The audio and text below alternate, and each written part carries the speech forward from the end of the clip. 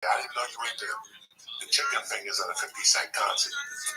But I know that I had that from me for a little bit. I have a good week, got something. Love you, buddy. Big black.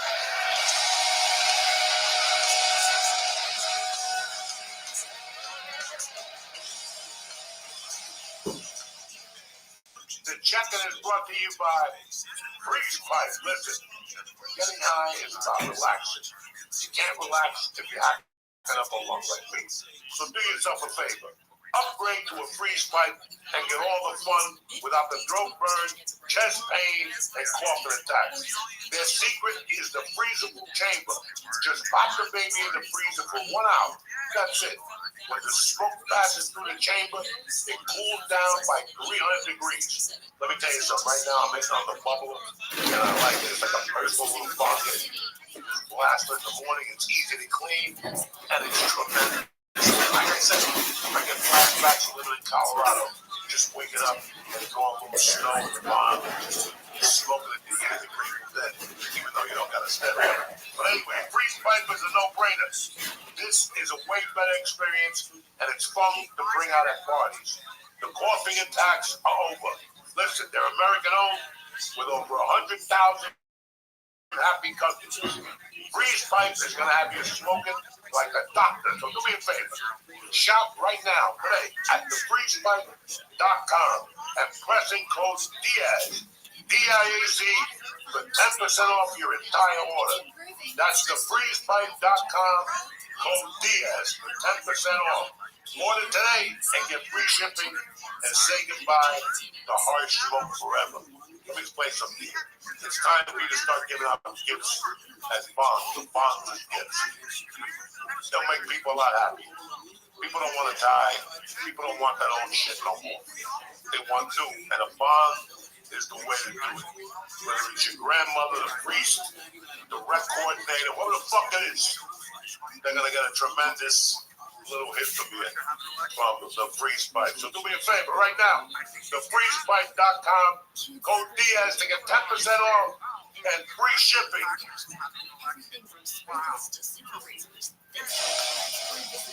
The check-in is brought to you by my favorite, Blue Chew. Listen, if you're having a problem rising to the occasion, Blue Chew is going to be your new best friend. You're like, Joey, why? Because Blue Chew delivers ED medicine straight to your door. And trust me, it works. Blue Chew tablets offer the same ingredients as Viagra and Cialis, but way cheaper. I love it. They come in little packages. You put in your little top pocket to go. And when you bump into a pigeon on the lake, boom! You inhale that thing and within minutes. I don't care if you ate. I don't care if you drank milk. I don't care if you put a mushroom in your muffler. Blue Chew is completely online, and they have a digital consultation with their physicians, and you'll be all set. You tell them about whatever's going on, and they help you out. I've been with Blue Chew for years. They're a fantastic company. Blue Chew just wants you to help you to have better sex. What is wrong with that? What is wrong with Blue Chew? Nothing. So discover your options at BlueChew.com. It's easy. Chew it and do it. Fuck Nike. Blue Chew's got a special deal for check-in listeners. Try Blue Chew for free. That's right, free. Listen, July is coming. June is coming. Everybody wants to get pregnant. You know what I'm saying? Everybody wants February, baby. So, go to BlueChew.com, promo code Joey, to receive your first month free. And you're going to love it after that. Listen, the second month, they send you a cape and a magnifying glass. Because you're going deep, deep in the Blue Chew. So do me a favor, again, get Blue Chew for a month for free when you press in code Joey at checkout and just pay $5 for shipping. Even if you got insurance, it's not that cheap. Right now, go to Blue Chew, promo code Joey, and receive your first month free. Visit BlueChew.com for details. The check-in is also brought to you by Manscaped. Listen, while you're spring cleaning your house, why not spring clean your fucking ball sack and your asshole and your eyebrows and every other fucking hairy wolfman outfit that you got? Manscaped's new Lawnmower 5.0 Ultra is just fucking amazing. It has 2 blade heads. One for taking off the top, and the other one a new 4 blade for the super smooth shave of your life. Your fucking ball sack will walk you forever, though, nice and smooth. It's waterproof, so you can use it in the shower. And it's got a spotlight, just in case your generator ain't working. It comes in its own case. And what else do you need? Listen, I'm 61 years old. I still manscape my nutsack. Why? Because it's tremendous. Every once in a while, I gotta hit you above the fucking helmet of death. And I scratch that, I shave that dude. I'm fucking shaving right now. And I don't give a fuck. It looks like an animal. But hey, so am I. I don't know about you, but I'm trying to look good this spring. And Manscaped is the answer. For you nasty motherfuckers that got hair coming out of the side of your G-string, that means you. So do yourself a favor. The summer's coming, and you don't want to look like some fucking dude on a beach with hair growing all over him. Get 20% off and free shipping with code Joey at manscaped.com. That's 20% off and free shipping with code Joey, Joey, at manscaped.com. Nothing like a little spring cleaning in your fucking nutsack. Support the show and get 20% and free shipping at manscaped.com. Code Joey.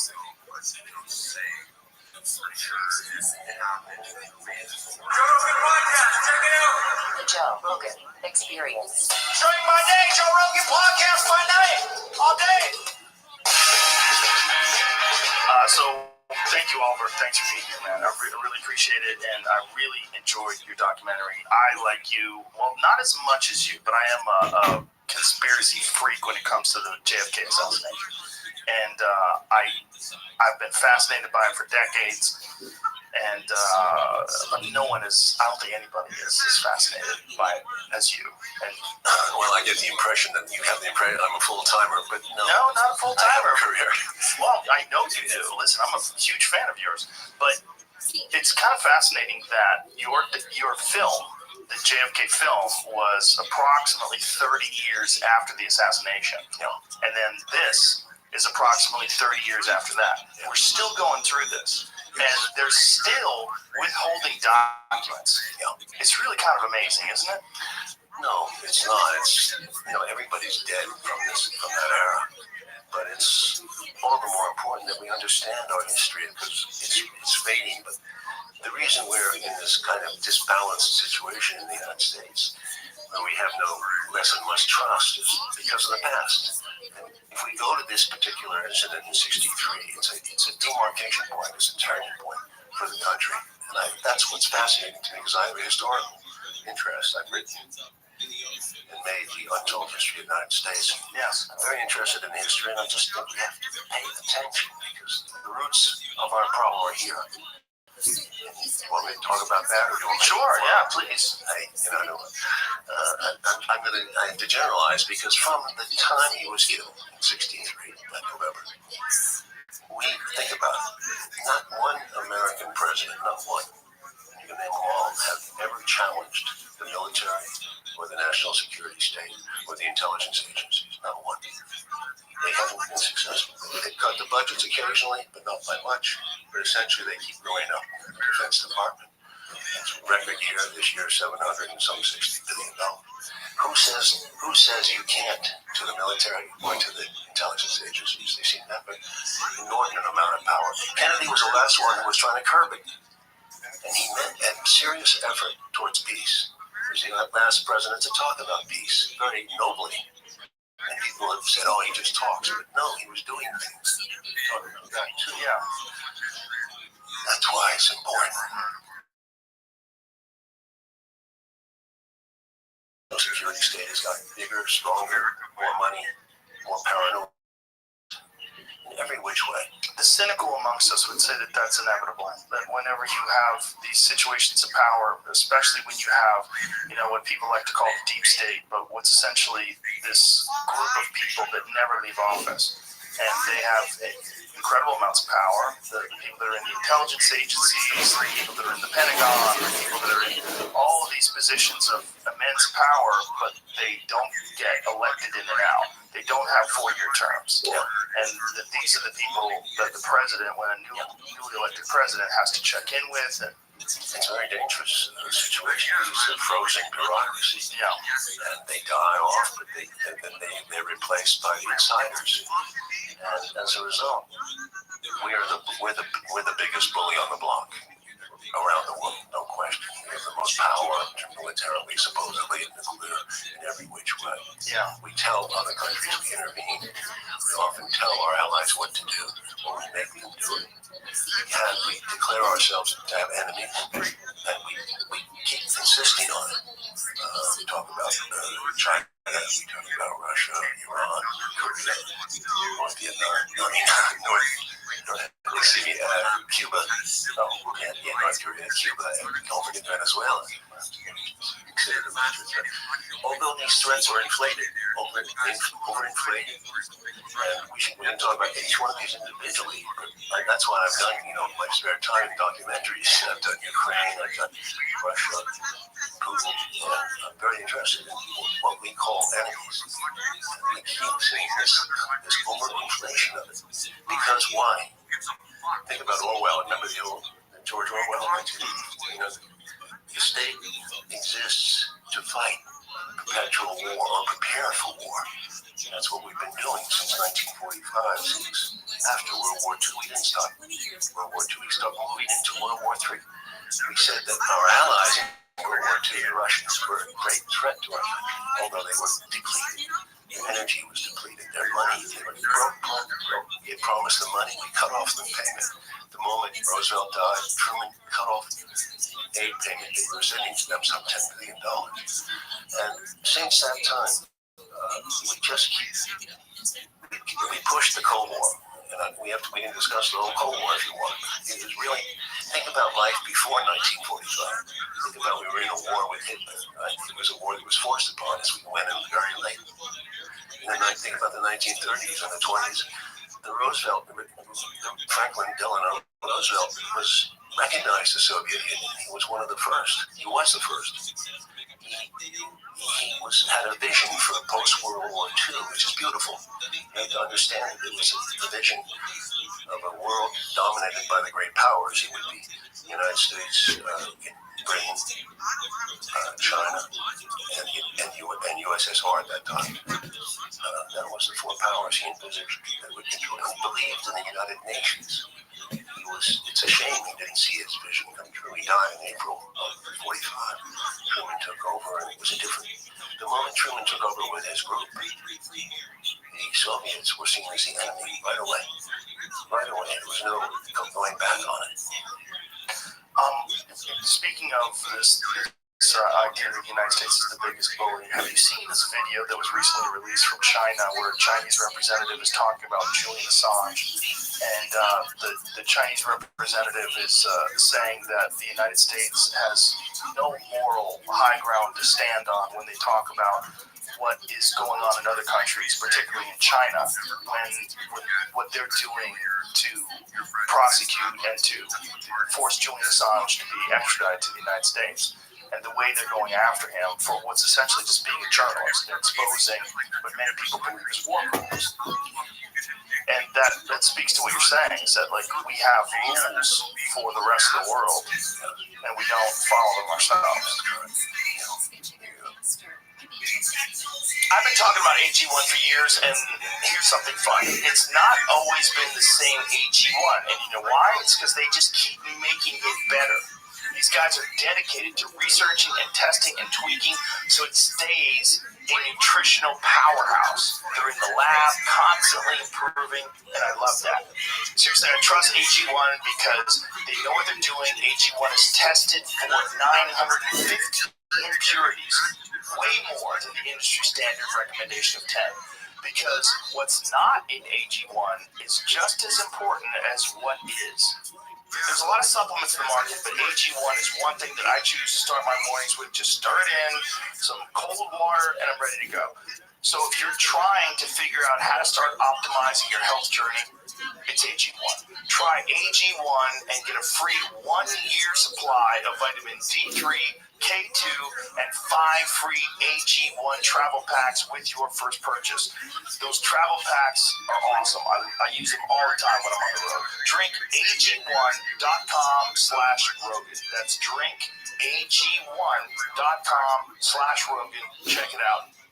This episode is brought to you by ZipRecruiter. Daylight savings is almost here, and for a lot of us, that means more time in the sun, outside, getting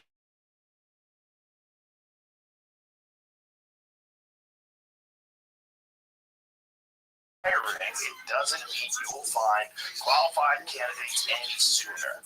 There's only one way to do that, and that's ZipRecruiter. And right now, you can try it for free at ZipRecruiter.com/Rogan. Once you post your job, ZipRecruiter sends it to more than 100 job sites. Plus, ZipRecruiter works around the clock using smart technology that scans thousands of resumes to find people with the skills and experience to match your job. So spring forward with a new hiring partner, ZipRecruiter, and find top talent sooner. See why 4 out of 5 employers who post on ZipRecruiter get a quality candidate within the first day. Just go to this exclusive web address and try ZipRecruiter for free. That's ZipRecruiter.com/Rogan. Once again, that's ZipRecruiter.com/Rogan. ZipRecruiter, the smartest way to hire. Some of the cases are typical of what happens when the state becomes scared. Its dissidents become enemies of the state. And the same thing has happened to some degree in China. And they are to draw an equation between our power and their power is wrong. You know, a bully, if he goes around and scares the neighborhood, right? It works for a certain period of time. He's a hated. I've seen your, you know, you talk about martial arts, you think about it as a movie. The guys always kick your ass in the neighborhood, and until the new hero comes along and deals with it. So generally speaking, wins. The new hero wins, but the new hero wins by not enforcing that kind of fear on the rest of the people. You got to have modification of behavior. That's nothing wrong with it. It's power to defend itself, no question. But we have to modify our behavior to behave in a humane manner with people and recognize people's differences. That seems to be less the case. We become more disciplined, more iron about how the people have to behave. We tell them in your country you can't do this, you can't do that. Now, some countries are different. They're giving customs and cultures. They don't have to agree with the way we run things. We call it democracy. Or question democracy. You know what the elections are like here. Very suspect. Elections. So, and money behind the elections. You go to Washington, I mean, I think it's hard to get an audience with a congressman. In order to get the ear of a congressman. So it's, you know, our democracy is not functioning in the way it was meant to function. Other countries, I mean, what other countries do? They store their democracies, but their democracies, it works better in Europe to a certain degree because they don't have long election periods. Short election periods until the money is. It's very hard. It's well controlled. They don't allow the private sector to take over the elections as we did here in this country with the United Supreme Court's decision allowing corporations to exist as individuals. Yeah, that was a tremendous mistake. And if you go back and look at where this country took a bad turn, yeah, I would agree with you that it seems like it was during this time period where JFK was assassinated, that JFK had these ideas, getting rid of the CIA. He wanted to pull us out of Vietnam. He only wanted to set. You talk about this really in detail in your documentary, the new documentary that's available right now on Showtime. And JFK Revisited. Yes, which is it's so thorough. How long did it take you to make that? A year and a half. It's on Showtime now. It's limited. They have a 90-day hold on it. End of February, it becomes available widely. we will get it out in the United States. It's available in foreign countries. In 15 foreign countries, but still, the United States listen, we're lucky to have gotten a Showtime to do this because they're a good company. They've given me a platform in the past, my proven documentary, as well as my actual history of the United States. Yeah, kudos to them because it's a controversial subject. It's a very complex subject, and for you to be able to cover it in such incredible detail the way you did from the beginning, you can tell from your documentary. You can tell from the beginning there was a concerted effort to pin the blame on Lee Harvey Oswald and to, without a doubt, remove any evidence to the contrary. Yes, you're jumping around, so I mean, I was going to just finish the Kennedy. Oh yeah, please. The Kennedy thing, remember that he resisted war. Yes. People get this confused because they say, oh, he went into Vietnam, but no, you have to look at the whole thing. He avoided war twice in Cuba. This is very important to remember. The Bay of Pigs was a setup. The CIA controlled that operation. They went in. They expected. They knew that the operation would not work unless the United States came in militarily to back up that invasion of Cuba. They expected it because Eisenhower would have done it in the past. I mean, they got used to it in the 1950s. The United States would back the CIA.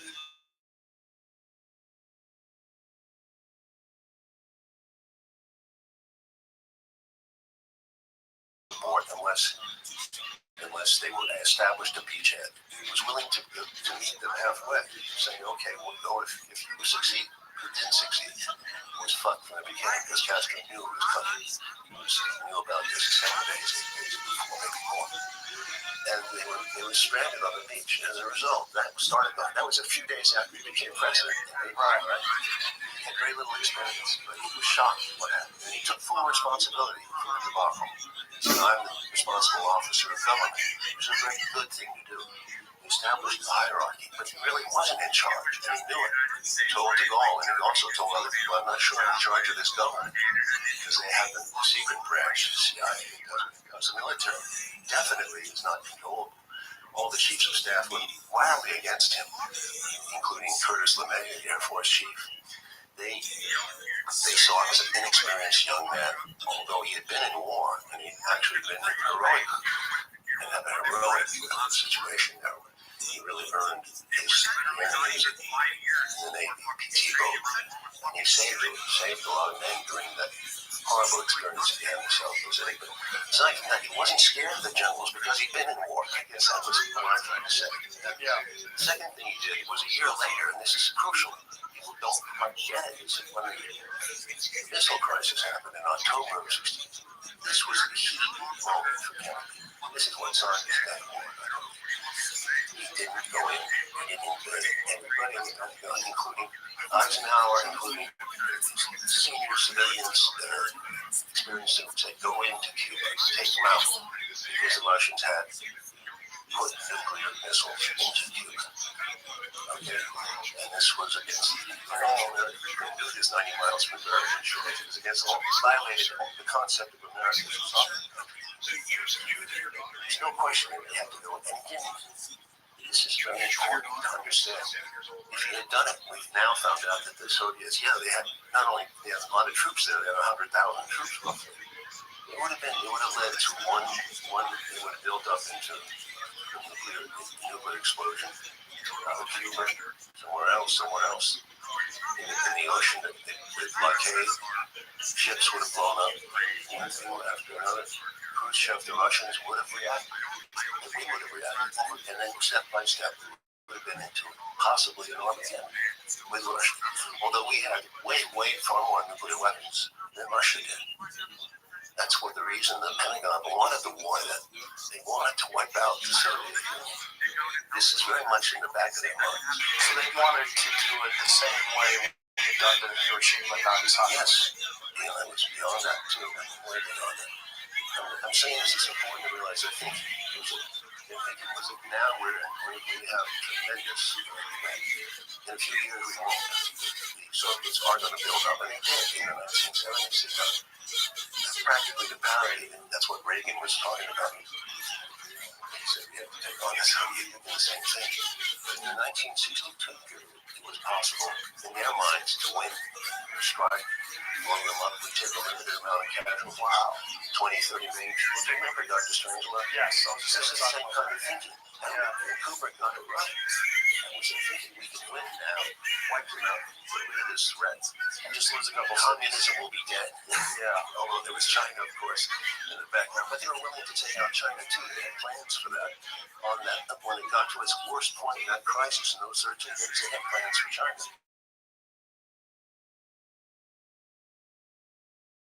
And they would have won that war, so to speak. I mean, hopefully a male and a female would survive it.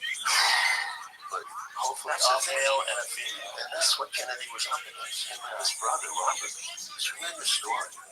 It's been told to some degree, but I don't think people understand the passion, what was happening in that. And I think he saved him and Khrushchev. Because Khrushchev was very much on his side in that regard. Khrushchev was also, had seen a lot of war, of course, Stalin.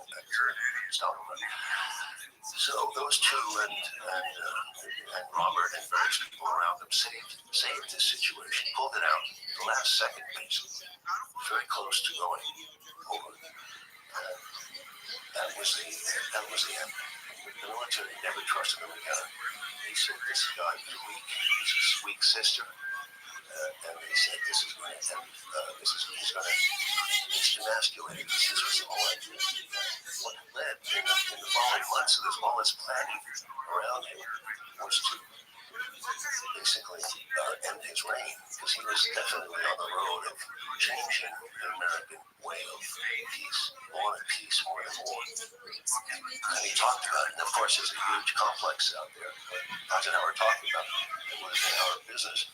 I mean, he really wanted to cut back from the concept of going to war. I can't understand that. He pulled out so if he doesn't go to war twice in Cuba, think about this. Why would he go to war in Vietnam? He said this 6,000 miles away. Why? You're not going to defend the United States against Cuba. Would you go to war in Vietnam to defend what? The United States in Vietnam. This was a thinking. They didn't understand it.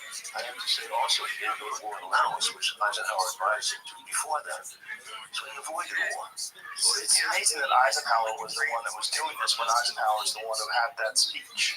No, at the end of this, yes. Yeah. It's a great speech. I love it. But what's it called? No, not just war. But that speech is what everyone points to as being the moment in time where the military-industrial complex is recognized. But the fact that Eisenhower wanted him to go into Cuba, Eisenhower wanted him to go into Laos, that Eisenhower wanted war. Well, he didn't want war. But he thought it was the right thing to do. Pressure was always down. And that's what John Foster Dulles and Allen Dulles, CIA chief, also felt that. Back then. It was not the right reading of the Soviets. The Soviets were paranoid. They had belief about us. Their hardliners have once and threw out Khrushchev a year later. He got thrown out of office too. It's the same hardliners in the United States, hardliners in other people who got rid of Khrushchev and Kennedy. That was their payback. So did this great speech, by the way, was Kennedy's speech. Yes. In 1963 in June. The peace speech.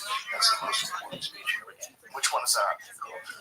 Peace. I'm talking about the concept of peace where everyone, our children, our mortality, the very air we breathe, we have in common with the Soviet Union, which took so many casualties in World War II. You should reread that speech. I put it into the documentary piece of it. When you look back at when the military-industrial complex started to take hold, is this a function of what was built up during World War II? Because, Yes. But after World War II, the United States had employed all these men, millions of men. When we came back to this country, there was a tremendous fear of another depression starting. And Vandenberg, the Senate Majority Leader, told Truman, he said, you've got American people into reacting. That's the only way you're going to get money to keep this military going. It's going to demobilize, which it did to some degree. But we have to keep spending. We have to keep building weapons of war to prepare for. I suppose they all thought the Russians would come. What was the reaction at the time to Eisenhower's speech? When Eisenhower had that speech about warning about the military-industrial complex? I think it was regarded like, this is a nice old man. He's on his way out. Yeah. I think nuclear missiles, nuclear weapons in that time period. I think we went up to 25,000 nuclear weapons. From 2,000, 3,000. It was a tremendous buildup, and it continued into Kennedy's time because of the budget, the way it worked. Kennedy was shocked when he came into office. He was relatively, had to be a realist to get elected. He talked a harder line than Nixon. Yes, that's when people get this confused. In the 1960 election, he was calling for, he's saying there was a missile gap between us and the Russians, which was pure bullshit. He based that on faulty information. The truth was, the moment he got into office, he sent a Secretary of Defense, McNamara, over to the Pentagon to check this out. A few weeks later, McNamara came back with the information that no, we're way ahead of the Soviets in our missile capacity. That was never true. So in other words, Kennedy ran on a platform of being a Cold Warrior. He had to be. He couldn't be elected in 1960 against Richard Nixon. Just because of the climate of the country. The climate of the country. And that's the way it was. And that's why 1962 happened, I believe. I think the people were different than the people in Washington. I think the people had different feelings. They were scared. There was a lot of nuclear fallout stuff. There was talk of nuclear war, Strangelove. On the Beach, don't forget, it was a very important movie. It went around the world. People were scared of nuclear war. So there was a desire for peace, and I think the people expressed it in their love for Kennedy because he was starting to change. Polls all showed that. However, he did have a very tough election coming up in '64 with Barry Goldwater on the conservative side growing in power. Goldwater was a significant speaker, a threat, very much a hard liner. Kennedy was in a very precarious position when, for example, he didn't want to go any further with Vietnam. He put advisors in. He put advisors into Vietnam when he came in. Yes, because Eisenhower had started the policy of helping Vietnam. We cannot lose Vietnam, the domino theory, lose Asia, and all that stuff. Kennedy didn't quite see it that way because he'd been to Vietnam in 1950 as a young senator with his brother, actually. And he had talked to some seasoned diplomats out there who were more of his thinking than Pentagon thinking. And they had told him the French are screwed in Vietnam. They're never going to get out of this mess. And they didn't. It was a war like the war we had years later, where undone by the guerrilla desire for independence and the guerrilla forces that were fighting. It's I'm listening to you lay this out, and it just occurring to me what an immense task it is to get into office, not knowing all this information, not having real access to what the actual data is. You get into office, and then you have to deal with a multitude of world-changing events and world-changing positions, and you're dealing with it all as you're catching up. I know. It's a crazy job. Berlin. Yeah. Berlin was right. Don't forget Berlin. And then don't forget the ongoing threat of Cuba. From Cuba, Vietnam. Yeah. Dulles had launched the CIA chief Allen Dulles had launched the Cuban expedition against Nexus. They decided to do on Bay of Pigs before he came into office. And on top of it, don't forget also, he comes into office, he didn't even know that we'd been participated in the Patrice Lumumba coup in the Congo. Now, Kennedy was very interested in Africa, and people don't know all this story. He really got involved heavily with that. I'm not sure what the UN when Lumumba was killed because of our machinations over there, we wanted to get rid of him. We had plans to get rid of him. Whether we were the ones who perpetrated or no, I'm not sure. South Africans and other people were involved. Belgians were involved, but still, he was killed. No one told him for 3 weeks. Then he got the call from the CIA. They told him that he was shot. And his friends were the photographs of 20 years ago. So all these problems come on his plate. It's a very difficult situation. That's what I'm saying is you have to be very careful that you're running from the election. That's a very seasoned politician. He didn't want to sound like a what they call a peacemaker. Definitely that was out. They had to keep saying things like we are going to help Vietnamese South Vietnamese. But the truth was that he had no desire to help them if they were losing. They made that very clear, and that's in the film too, because we found a declassified file from the SecDef meeting of April and May of '63, right before his death. In that meeting, McNamara, who represents him, says, we got to speed up this withdrawal of the troops. Speed up this withdrawal of the troops. And at that point, McNamara knew they were losing in South Vietnamese.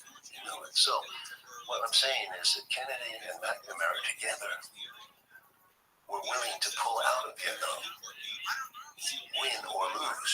And he couldn't say that publicly. Right. Because of the re-election. The National Security Action Memorandum 263 calls for the withdrawal of the first 1,000 troops. Serious withdrawal, but there was an appendix where all troops out by 65, but he didn't put that in writing. And this we know about now, but we didn't know about it then. I got a lot of flack when I made my movie in '91, the original, about, he says it's about withdrawing from Vietnam. Kennedy never intended to withdraw from Vietnam. That's bullshit. It's clear as bell, because McNamara not only wrote it up after my movie came out, he wrote a book called, I forgot the name of it. He said the same thing. He said Kennedy was pulling out. So did George Bundy, his national security authority. Excuse me, I gotta pee. You made me drink water. You gotta pee already? Yeah, go ahead. I can tell you a second. Oh, We'll be right back with Oliver Stone. How aware was Kennedy that he was in danger? Was he at all aware? Oh, yeah. Oh, yeah. In fact, he had that Irish sense of tragedy. You know, he went to Ireland before he died. He kind of knew it. You think he knew that they were going to try to assassinate him? Oh, he knew about that because there were several attempts already. Were there other attempts? Oh, yeah. I didn't know about In the documentary. That's right. We go into Chicago. That's right. Tampa. No, can you just give us a brief outline of those? Okay, there's a lot of information there. Yeah. In Chicago, in early November of '63, a landlady complained about 4 Cubans with arms in an apartment that they rented briefly, and 2 of them were busted. 2 of them disappeared, and the 2 that were busted were interrogated and let go, which is strange. Yeah. What up, L, you little slut? How are you? Similar to Oswald saying, L, Oswald, I've been waiting for you. Japan. Living like a pimp every day. It's a holiday, every meal's a feast. Dog, did you sign up your teams for March Madness yet? How is that? Basketball, gambling, or something? It's free. Or betting? Do I have to bet on them? You can just have it automatically picked for you. Oh, I honestly have an aversion to sports most of the time. Unless it's like frisbee golf or some fun sport. But basketball and hockey, they just seem so pointless that I don't want to waste my time on them. But I understand why people enjoy them. I enjoy playing them. Watching them is like watching paint dry them. Well, you don't have to watch these. You don't have to watch anything. You just have to sign up and join. So I'm going to send you the link right now, and you're going to love it. Does this benefit me? You could win $125,000. Okay. Alright. Send me a link. You got it, baby. You look like you have a winter hat on inside. I noticed you sleep with the lights on. What's up with that? I don't think that's gonna enhance your quality of sleep. I thought that a astute individual such as yourself would be in a pitch black room. Well, I want people to be able to see me on camera. If I'm in a pitch black room, they can't see what I'm doing. So I am what I feel astute. So I do wear multiple sleep masks and a hat. Yeah, I guess it does a sleep mask. I mean, is there there's got to be a difference between like just blocking your eyes and just sleeping. And like, there's got to be a study that's like, if you wear a total pitch black sleep mask, but you're in like a totally bright LED lit room, versus a pitch black dark room, how the difference in quality of sleep is like affected. I'm in agreement with you. That'd be a fascinating study. In your last house, it was good because you had these like little Christmas lights and little kind of strobe things that were, you could still watch you sleep, but you could see everything's fine. I mean, it's just darker, but you're really sacrificing your sleep quality for the viewers potentially. Perhaps. But I mean, I can't tell the difference. I sleep fine. Well, I guess that your prerogative. But I mean, the sleep, I've never had a sleep mask. I feel like, I mean, I guess you just get used to it, but I want my eyes to be able to blink and like nothing like hugging my face. But you've never used a sleep mask, so you don't know what it's like. None of that. yeah, I'm sure you get used to it, but I would prefer just not having something obstruct my face. But do you have to? Are you like addicted to it, or can you stop? I can stop using it and it's like easily.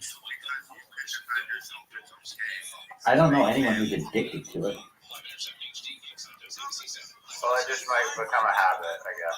Was my speculation there. You also did the Harry Potter Obama Sonic bed sheet, it seems, and the pillows in this new place of yours. Dog, we're getting all that back. Were you streaming your move the Yep, whole time? we did everything. We streamed it or recorded it on GoPro. Okay, I was looking for the video that you did on Saturday, I guess, when you're talking about the Georgia Eagle flag and apparently some other damn symbology within corporations. I wanted to get that. When is your master? I mean, it's kind of like you just broadcast a free master class on all this, on a whole variety of topics for free, which is great. I appreciate that. Yeah, I do. Thank you. Oh gosh, Marcus is here. Marcus actually talks and takes. I always see you. Interrupt. Marcus, you little slut. What's going on, baby? He's my buddy. He literally messaged me on Discord. He says once that apparently my name in Hebrew, Zachariah, such as Zacharias, is a theophoric masculine given name of Hebrew origin, meaning God, YHWH. I don't know that acronym. Remembers. That's the name of God. Yeah. So God remembers. That's beautiful. And my name is Zach. Do you know who Zechariah Sitchin is? Oh, Yahweh is Name for God. of course the YHWH. Zachariah who? Sitchin? No, I don't. He's like a historian. He has a, pretty, shares that name. It's a beautiful name. Do you like Joe Rogan? I think Joe Rogan's pretty great. I mean, he's popular, I guess, for the reason As I live and breathe, we have Marcus Wentz here. No shit. What up, baby? Marcus Wentz, you pimp. We've been waiting for you. Marcus is my homie. He's a huge, he dragged me into the HPLF and I was like, yeah, you have to join this Telegram chat with this guy, Rabbi. And now I'm like a regular You're addicted. citizen in the Discord. Absolutely. Hey, if you want that what we talked about when we were doing all that symbology. I do have Instagram accounts that are chronological that are probably easier for you to find. Oh yeah, if you could forward me a link, that would be helpful. Because on YouTube, it's just like scattered. It's like I understand. I'm not sure can why you- it's so Can you? I don't. non-organized on YouTube. I don't understand it either. That's all on YouTube. It's ridiculous. Can you just? Do you have Instagram right now? Yeah, I have Instagram. Okay. Can you go to Instagram and type in viral VIRAL rabbi RABBI .com001. That's again viralrabbi.com. Yeah, I see you have a 01, a 03, Exactly. a 04, a 07. Exactly. I have a ton of them. So the number 01 and 03 are currently live streaming, and you could go to both of those or either of those and get that discussion chronologically. So that was a few nights ago. You can go back and get that. Sounds good. I appreciate it. Absolutely. How long are these videos that you're able to upload to Instagram? Are they capped at like 10 minutes? 60 minutes or 240 minutes. Oh, the 240 minutes isn't that bad, I guess. No. And I mean, you can literally go back on YouTube, or I mean on Instagram, and watch years of my life chronologically on multiple accounts. What up, James Kaminsky? Like, if you look at that Viral Rabbi 003, and just look, it has 2,400 posts. Each one of those posts is like 4 hours long. That's like 8,000 hours worth of video. That's like a year's worth of video just on that account. And I have a ton of accounts. That's like, those are just the Viral Rabbi ones. You don't even know about the Rabbi Rothschild ones that have like 5,000 or 6,000 videos. Those ones are huge. I've been streaming my life live on Instagram as much as I have basically on YouTube. Which means like Instagram has a ton of video as well. And it's redundant video too, which is good for me because then if anything ever happens to one of my other accounts, like on YouTube or something, I've got it on a different platform. Marcus Wentz, how you doing, slutbag? Yeah, exactly. Yeah, Marcus, talk. You can talk now. Now you can talk. Hell yeah. What up, baby? Yeah, so I was going to ask if you guys see the Ray Kurzweil podcast episode. It seems like Ray was like a little long. Like pausing a lot. So hopefully Ray Kurzweil is Which one was this? the Ray Kurzweil, the guy that Yeah, this guy's fascinating. Let's watch this one. No, I love this guy. Didn't he work at Google for like 25 years or something? Yeah, he's an MIT graduate and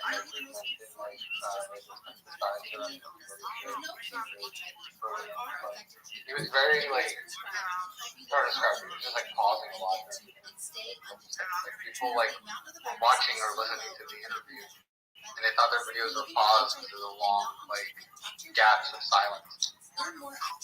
James Kaminsky, did you fill out your bracket? Hello? I'm just going to tell you that you're not focused on me. Focus on your investment.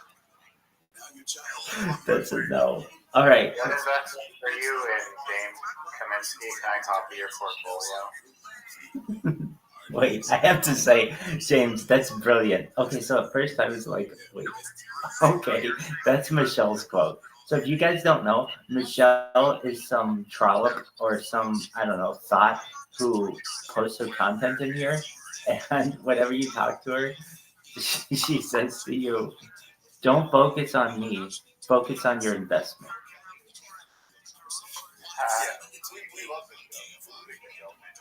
Dude, I'm a big Michelle fan. That girl can get it. Seriously, she is cold as ice. That bitch is the ice queen.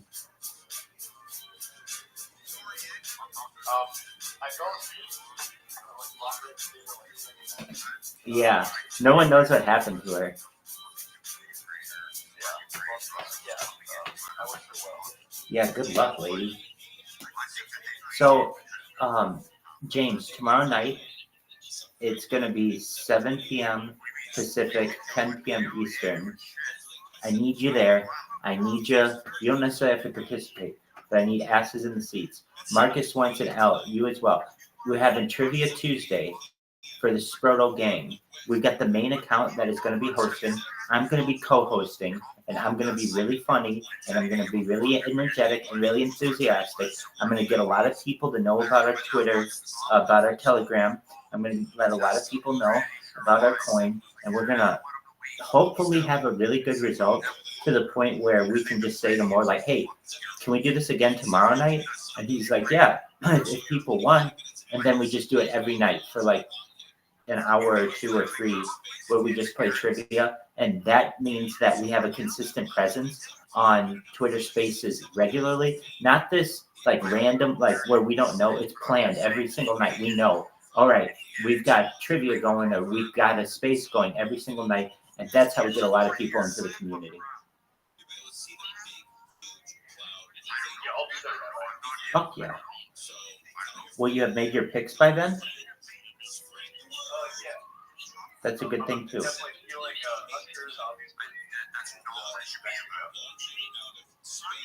Huskers, I understand. Why Mexico? Oh, New Mexico. I gotcha. Now, my question is this.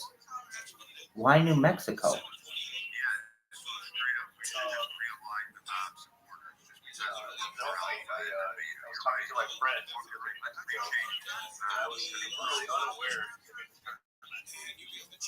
Which men or women? So we're talking the University of New Mexico.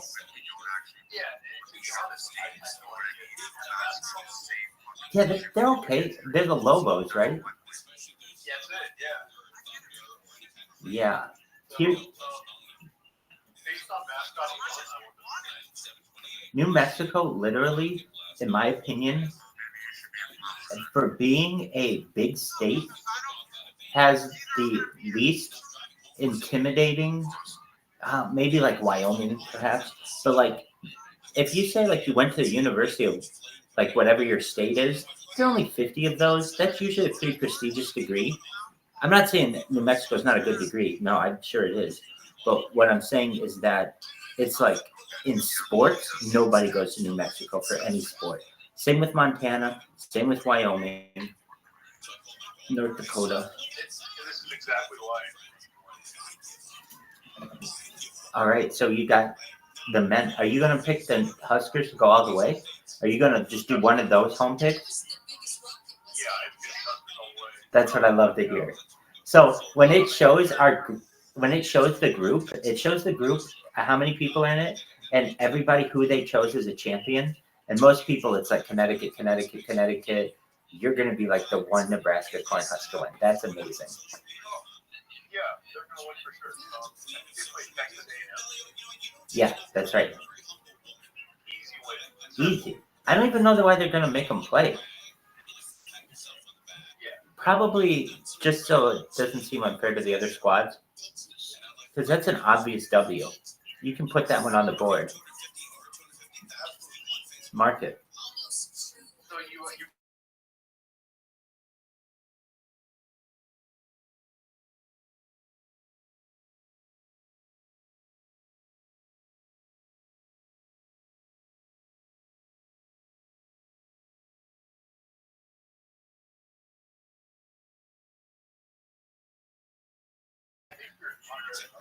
Oh, look at these hands. I could use some. What is that stuff called? Cornhuskers. It's called Cornhuskers lotion. That's what it is. What? Oh yeah, it's like super thick pasty stuff. But whenever I've seen that, I think I've seen it in stores. I always. Please do. I'll There you go. It's got to have Cornhuskers of lotion. It's got to have unhusked corn. Because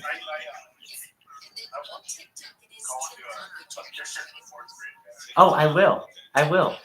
I'll have to do a little bit of research to get some like zingers in there, just to like name right players and coaches and stuff. But yeah, so let's think about it. The next game that the Huskers play is this week, so we could do it in one of those. Okay, so we're seriously going to do this. I want to call into a Lincoln. Should it be Lincoln? Right. So they've got to have a talk radio show. Husker audio? No. Sports Nightly, KLIN, News Talk 1400. Hear Nebraska's most listened to sports talk show. Weekday evenings from 6 to 8 p.m. on 1400 and 99.3 KLIN. Do you know KLIN? Excellent. So that's going to be it. So I'll have to plan on 6 p.m. Pacific or 6 p.m. You're on Central Time. They're on Central Time? Yes. Okay, so that's going to be 4 p.m. Pacific. And I'll call them. Oh, absolutely. Absolutely. It'll be like this. I mean, like literally, this is all of the Nebraska Cornhusker knowledge that I have. But it'd be like this. Yo, what's going on, KLIN? This is your favorite rabbi here. Firstly, I want to talk about Tom Osborne. How amazing is he? Are we still not basking in the glory that is his national championship run of the 1990s? Secondly, who's your favorite son, Tommy Newcomb or Tommy Frazier or Bobby Newcomb? I want to know who's your favorite. Finally, Eric Crouch. He's our last Heisman winner. When are we going to have a new one? I'll take any questions off the air. Thank you. I'm out. It'd be a hot call. That's basically all I know. But honestly, that's all anyone knows. Yeah, I agree. I also like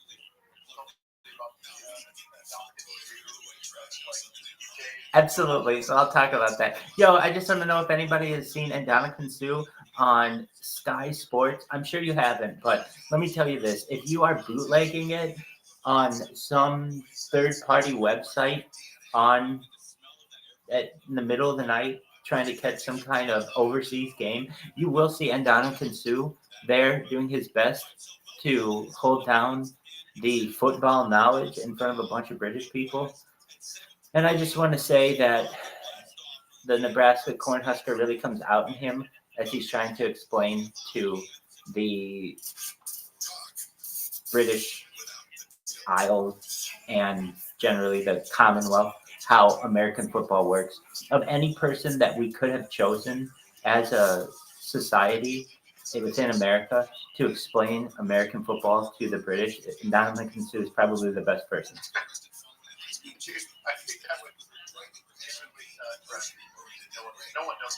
No one knows about that.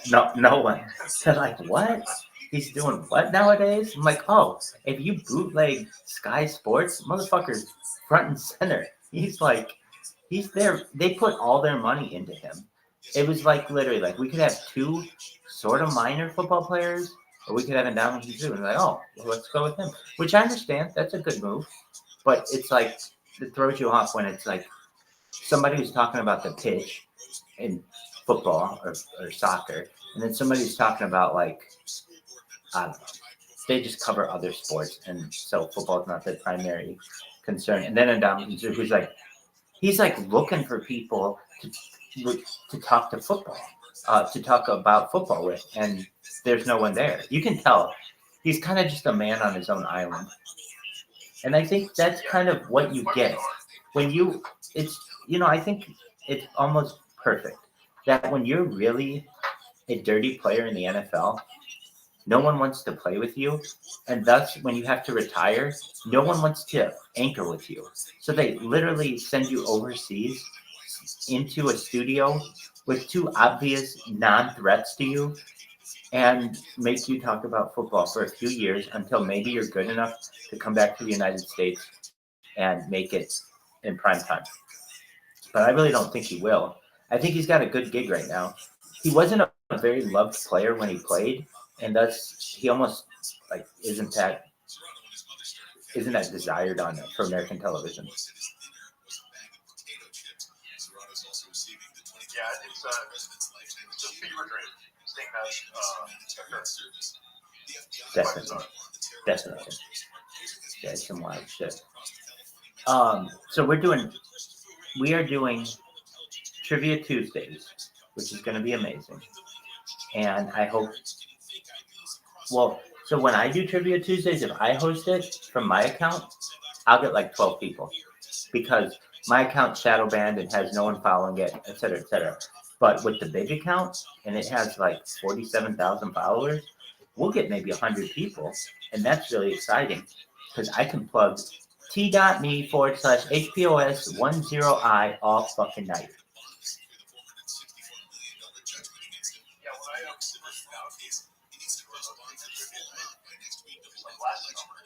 Yes, it was. That's when I was doing that. I got into it, believe it or not. Have you heard of Wall Street Baby? So there was what up, Zach, you little slut? We've been waiting for you. Zach, get your ass up here and speak. Let's talk, baby. I want to hear about your day. I want to hear about your hopes. I want to hear about your dreams. I want to know about your long lost love. I want to know about that misconnection. Zach, come on, let's talk it out. I want to hear everything that you have to say. How you doing, baby? Zach, I just saw you on mute. I know you're alive there. Zach, come on, talk to us. Let's hear what's going on. What's new in your neck of the woods? Oh, Zach just ran away. Son of a bitch. You know, sometimes it works, sometimes it doesn't. Okay, so I was a part. I think it intimidates a lot of people. They're honestly like, whoa, that's a hell of an introduction.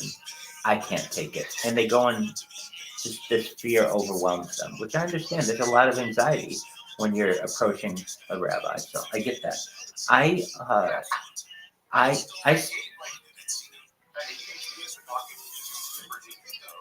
there you go. That's what I like. I want it to be like you're talking to a friend because you are, baby, because you are. So there was this coin. There were a few meme coins, of which I had interest last spring, but I didn't really know what a meme coin was. Frankly, I still don't. But I remember Pepe was blowing up. This was after NFT NYC. There was NFT LA and then NFT NYC, like a few weeks later. Do you happen to remember this? If you don't, it's okay. Yeah, probably. So then what ended up happening was I had seen that people were doing doing trivia on Twitter, and I thought, wow, this is a really good idea if you can get enough good questions. But I noticed the questions they were asking were like, I don't want to say sometimes repeated, but you run out of questions. And I figured if I could find some kind of website that just had a ton of questions, I wouldn't mind just reading these things if people would want to participate. And I don't understand why people don't do more stuff like that, because frankly, Twitter spaces are very boring sometimes, especially crypto Twitter. You don't have that much about which to talk. You can either talk about your coin, bash other people's coins, and then talk about what you think is going to happen in the future, and then just make jokes. That's it. That's every single conversation that happens on crypto Twitter. And I thought we could change it up. So I started asking. So I'd go to big rooms. Well, how did I do this? I think I started doing trivia myself, and only like 3 or 4 people would come in, which is cool because you really bond with them. But it's like you need more than that for anyone to find out about you. So then I would just find really big rooms, and I would volunteer my services. And a lot of them would be like, well, that's not what this is for, so no. But then some of them would be like, yeah, in a little bit. And then someone would be like, yeah, we're bored. Let's go for it.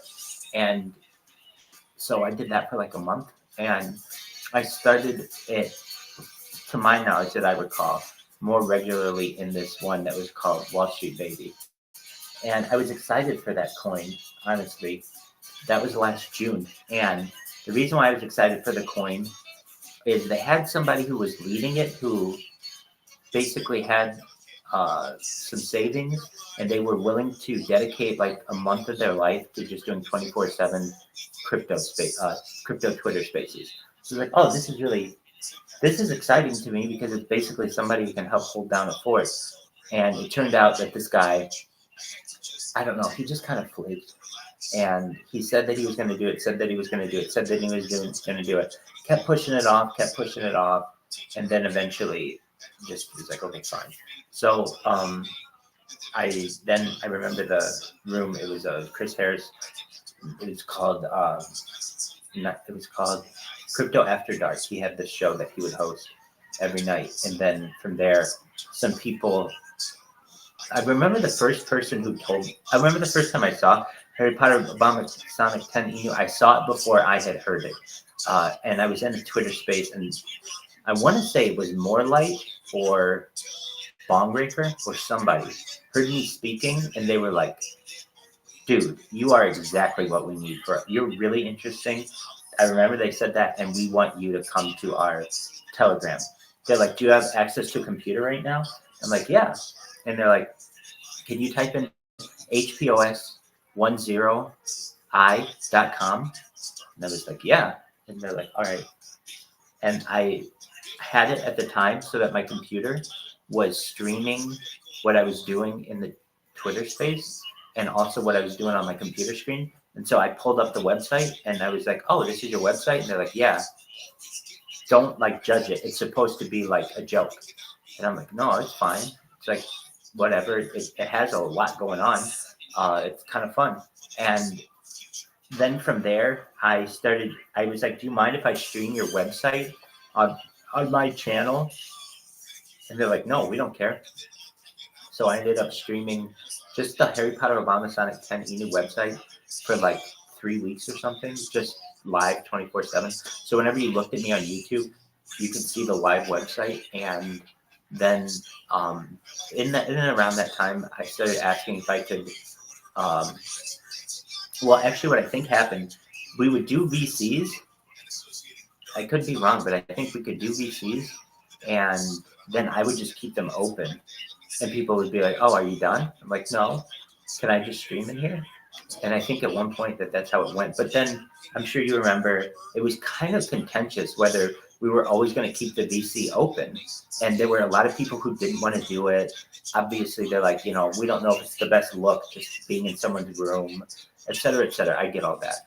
But yeah, I won them over in the summer, and then it's particularly with trivia. And that's how I got to know people. And I would say really the person who stood out in my mind who I thought was very intelligent was More Light, particularly with answering Twitter questions or trivia questions on Twitter. And I didn't know who More Light was though until kind of recently. I don't want to say recently, but like I didn't put 2 and 2 together that like, okay, the guy who I was talking to on Twitter also runs the coin and is also More Light. Like here's what confused me. We have the main Twitter account that like has 47,000 people, and then he has James Slammerin, aka More Light. He has multiple accounts. That confused me. So I thought the person doing the main account was like one person, and then More Light was another person. But generally, it's always him. So after knowing more and more about the community, I started streaming or continued to stream. I got gear in the fall, and then in December, I got kicked out for December 18th. And here's why. James, can you hear me? Yes. Here's why I think this is bullshit. I won't name names, but someone a female in our community wanted to watch me do my thing. I don't think I need to be more specific than that. And asked me to do it in the VC while she watched. And I was like, I'll do it under the covers, allegedly. But I'm live on YouTube and I don't want to lose my YouTube account. She's like, "That's fine. I just want to see it." I was like, "Okay, fine." So I did it. And the next day, I tried to start streaming and they're like, "Yeah, we got to talking, and that goes against the philosophy of the coin. I'm like, what do you mean? They're like, you're not supposed to do that. I'm like, well, you don't know what I'm doing. In fact, no one does. I'm under the covers. So you're judging me. They're like, well, I'm like, you're insinuating or you're assuming that you know what I'm doing, but you don't. Truthfully, you don't. So for you to assume or insinuate that I'm doing that is somewhat, could be considered somewhat offensive, but they're like, come on, it's obvious what you're doing. Like, look, I understand what you're saying. I'm just saying you don't know for a fact. And the fact is, if you're holding me to this, but then other people aren't being held to it, I think that that's unfair. So I was like, okay, whatever. If this is the philosophy that we have to have, I've gone both ways, and I explained to them that after enough time, I'll eventually have a wet dream, and then that's what happens. They're like, all right, well, that's fine. So then after December 18th, then we've been, streaming. I haven't been kicked out since. So. No. I'm not gonna say. I'm not naming names. There are only like a few girls in this thing, so.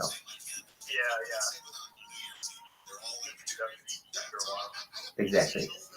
So, I don't know if it was a jealousy thing or they were just pissed off or whatever, but we have Cybercrocs. Cybercrocs. Oh, this is Pac-Man Blast. What's going on, Cybercrocs? I don't think Cybercrocs speaks because they're Pac-Man Blast, but they also had another name recently. It was like, or maybe I've just seen the Pac-Man Blast and I'm but no, that's yeah, exactly. But we have Tempura, but then don't we have Pac-Man as well or something? Yeah, this is Do you know Chappelle's show? Okay, well, it's fucking hilarious. Dave Chappelle has this joke about Pac-Man.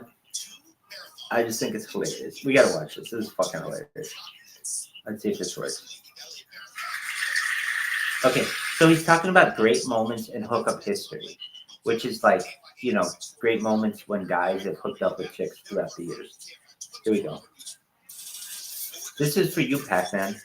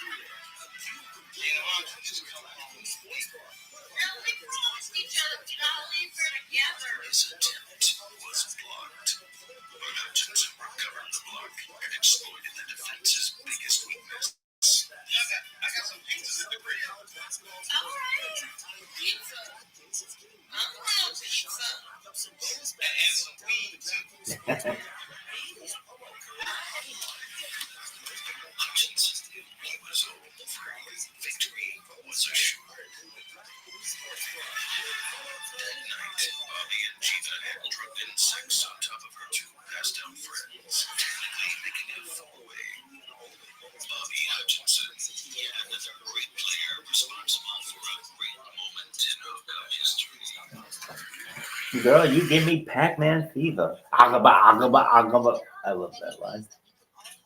Cybercrocs, how you living?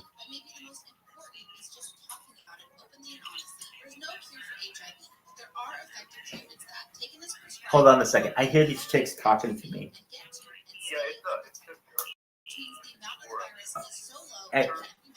Excellent. Dude, I hear these people talking to me. Do you know what Bitcoin Ass Vision is, James? Yeah, I didn't think you would. Hold on. There are a bunch of people in here. Hold on. Hold on. I hear what they're talking about me. I'll send you an invite.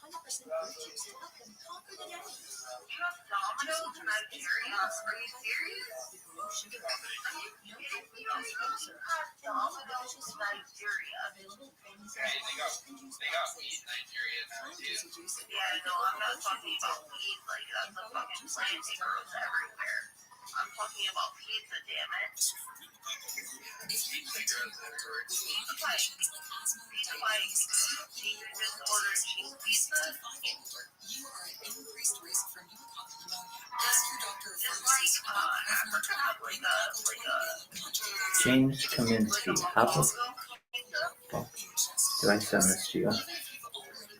Oh, baby girl. James Kaminsky, can you put something in the Twitter? I mean, in the Telegram? Yeah. Excellent.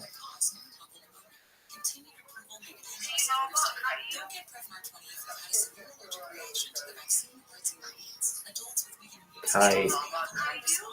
All right, I'm sending you the link.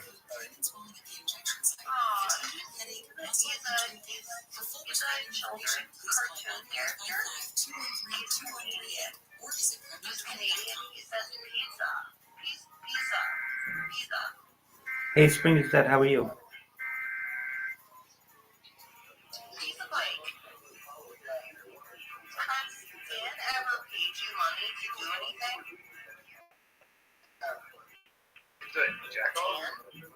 Is it what? Oh, it's called Bitcoin Ass Vision. It's like the most pornographic Telegram I think there is. Like warning you in advance. Yep. Yep.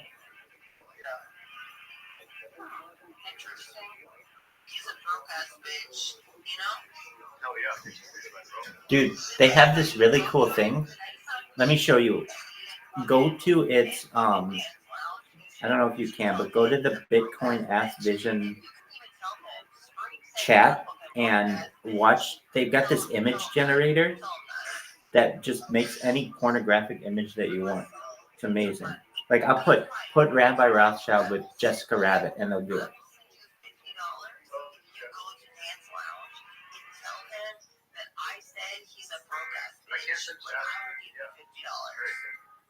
Why can't you send chats?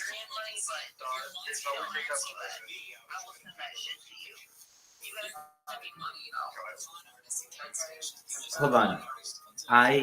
Okay, it says welcome James. It's processing my image. Can you see that you just joined? Okay, so that's not what I wanted when I wanted. Honestly, it's pretty wild.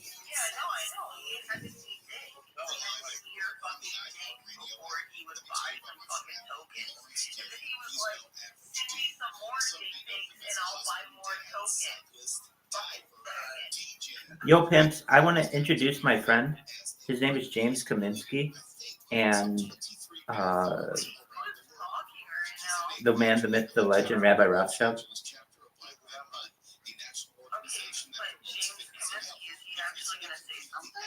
Yeah, it probably will.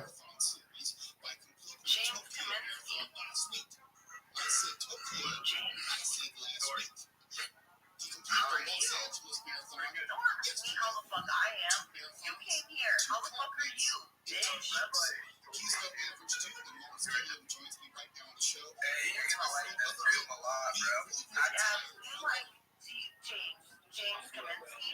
Do you like pussy? Are you sure? Are you sure you're not a faggot?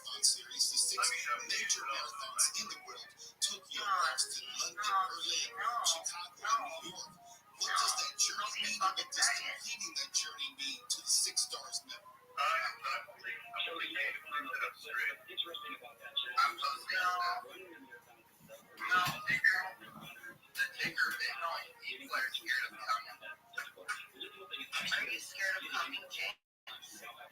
People ask just for like 2 minutes before you come.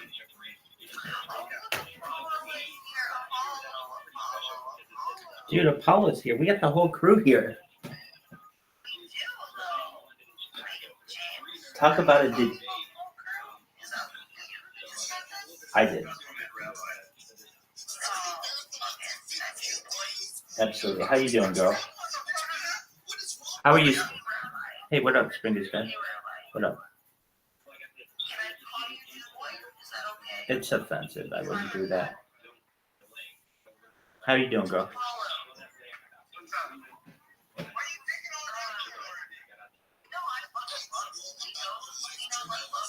Dude, Spring is dead and I. Spring. Absolutely. Spring is. He did. Absolutely.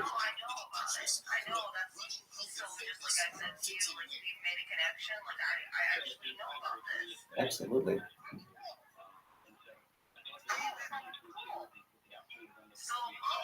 So for one, first and foremost, you picked your people, and you never invited me to BC ever again. So fuck you for that. Number one. But two, no, Apollo. Don't fucking lie to me, Apollo.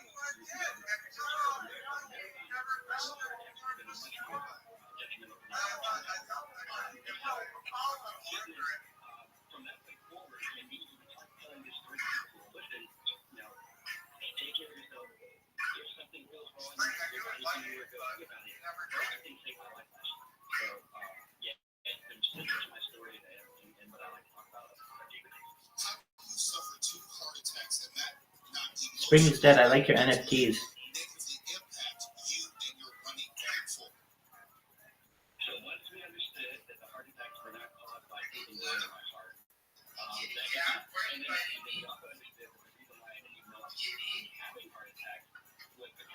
Yo, dog. Pizza Pike. What's your favorite kind of pizza?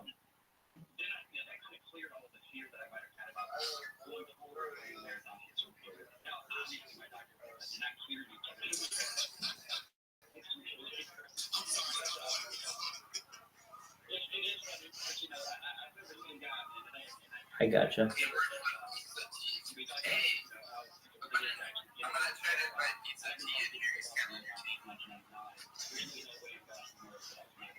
Where'd Spring go?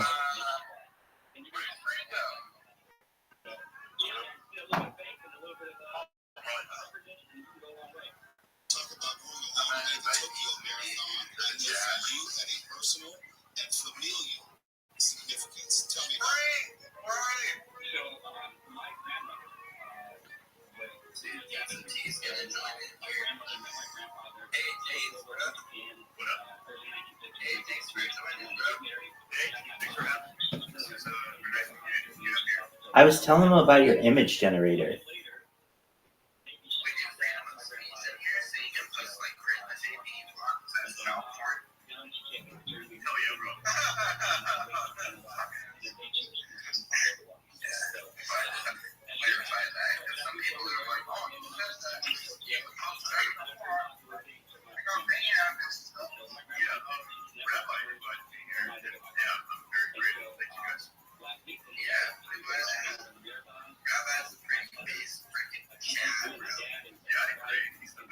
Dude, my man James, check out the chat. So my image with a rabbi and Jessica Rabbit in bed is very good. This image generator, honestly, even okay, I'm gonna tell you the VC here is pretty lit. The people here are very cool. But the image generator, if you stay for nothing but the image generator, it's amazing. And I did my best to try to get this image generator in Harry Potter Abomasonic 10 Inu, and I was told no, which I'm disappointed in. But I think it's really cool.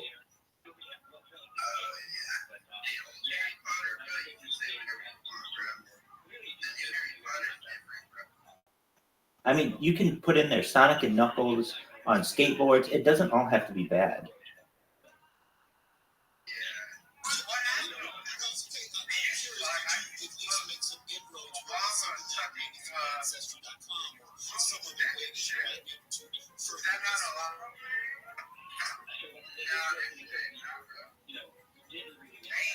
Like, James, do you see how it just posted Sonic and Knuckles on a skateboard?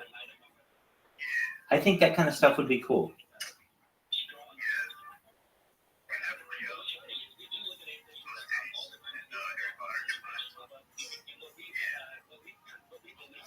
But I was told...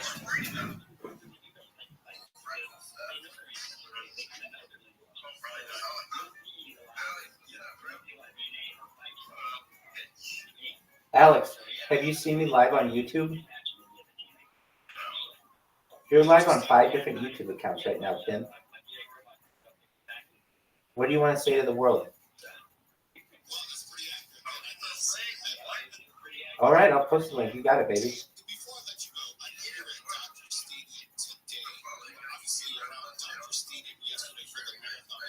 You got it. You don't have to tell me twice. See the kind of treatment you get here, James? Very nice people.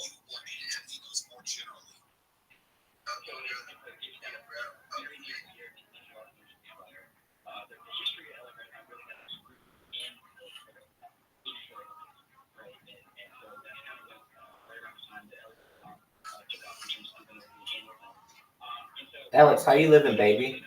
What's good in the hood?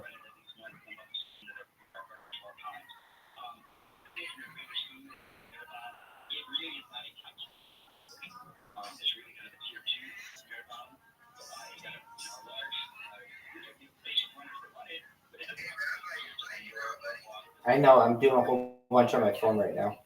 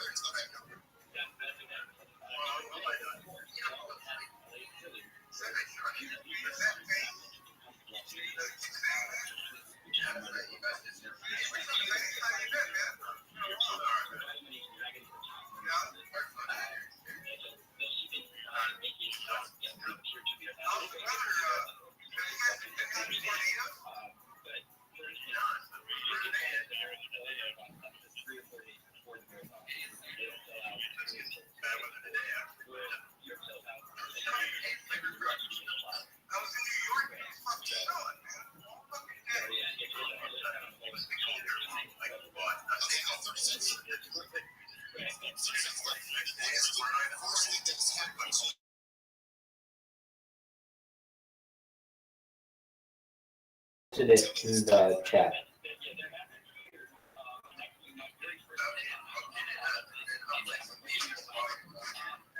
Beautiful, thank you.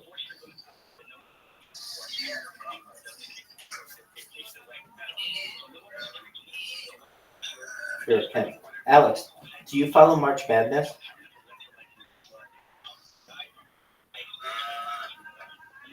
Why not? Hey, dog. Whatever closest, but.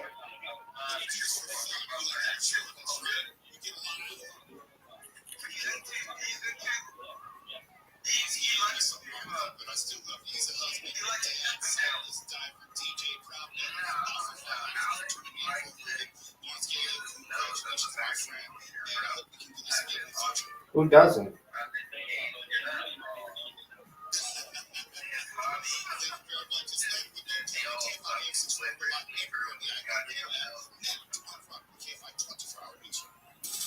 It's true. Sometimes you cry. Researchers at UC Irvine have identified a condition that prevents any cars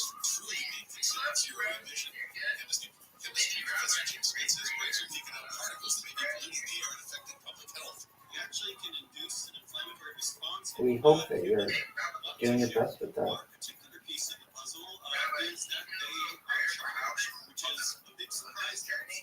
Absolutely. I'll give him some strength with a Shema. Shema Israel, Adonai Eloheinu, Adonai Echad.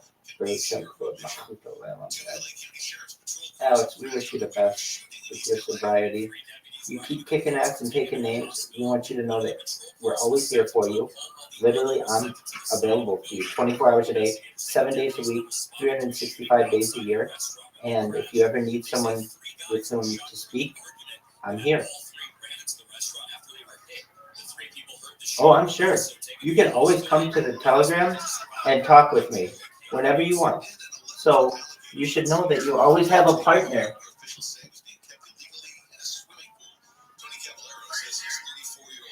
Absolutely. I'm always live.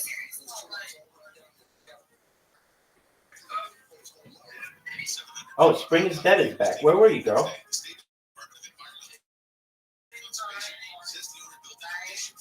That's okay. Are you okay?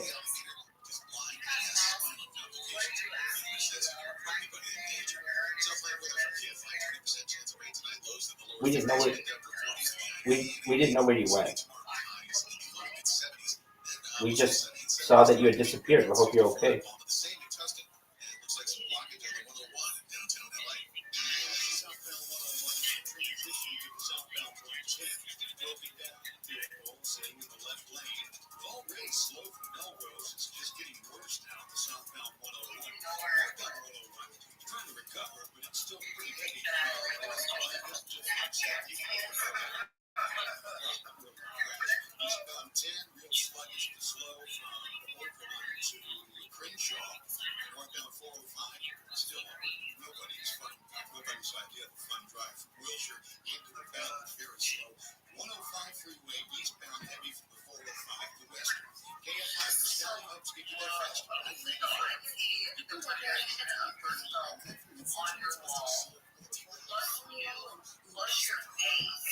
Absolutely. That's the way I want you to see me, girl.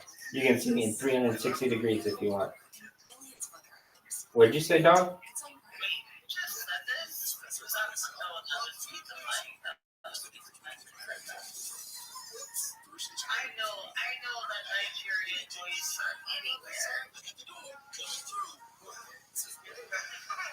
Spring is Dead. I was saying earlier, I like your NFTs. Yeah, your NFTs. The art in your profile.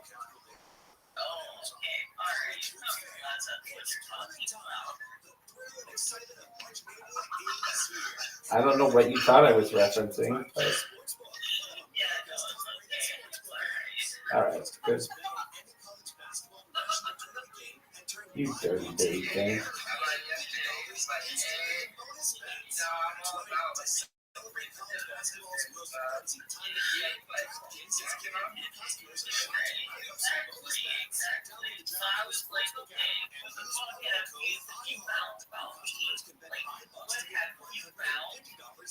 Do you have some NFTs out there, girl?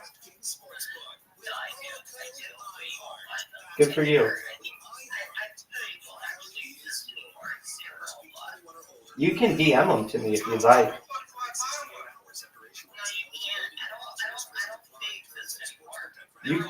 You can girl, I can teach you how to recreate them. Exactly. Oh yeah. Taking this prescribed can help you live healthy with HIV and get to and stay undetected, which means the amount of the virus is so low it can't be measured by labs. If you're living with HIV and not on treatment, talk to your doctor about treatment options. Learn more at treathivtoday.com. This message was sponsored by Gilead Sciences. No matter what the day is, tell them juicy juice for the good stuff.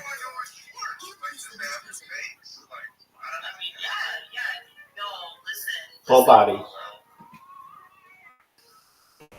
send me a letter, it's all. You'll know it's me, I promise.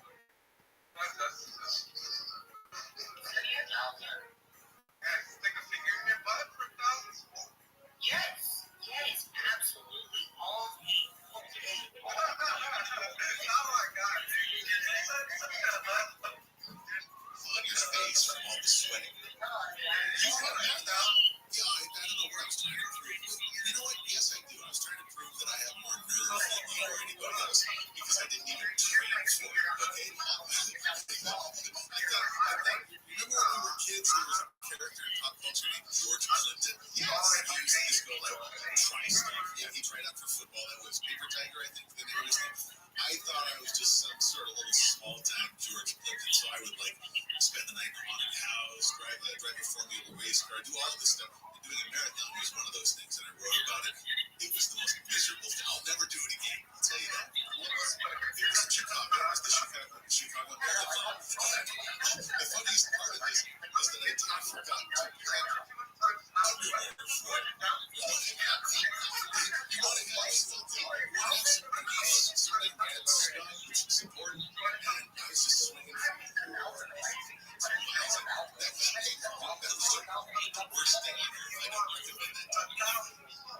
What were you thinking as you passed different miles? Wait a second. You want $200,000?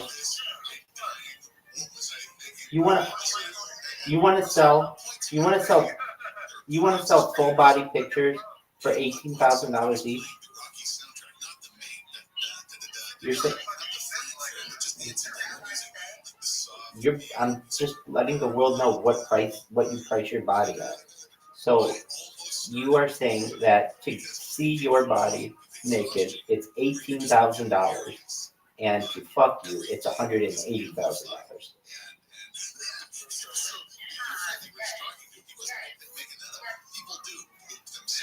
I'm sure that's got to be negotiable at some point, though.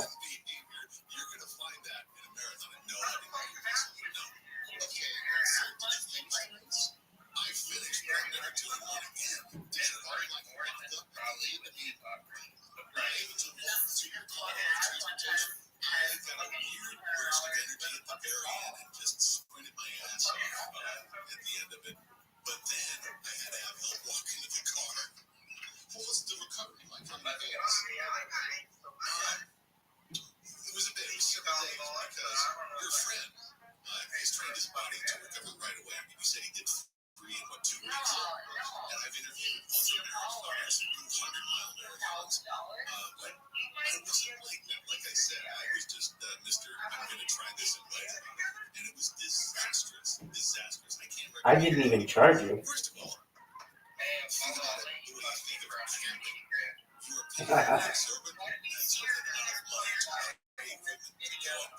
You want to see my penis video?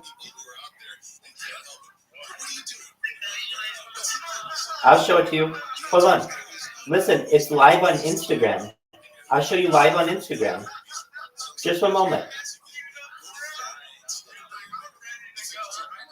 No, I am. Just one moment. Just one moment. I'm going to send you the link. It's live on Instagram. Yo, dog. Check this out. I'll show you. We'll watch it together. We'll watch it together right now. I'm not sending it. We're watching it together, girl. Yeah.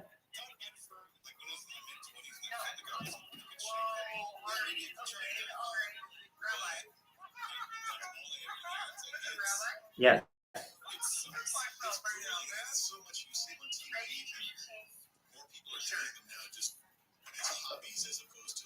For 100 so.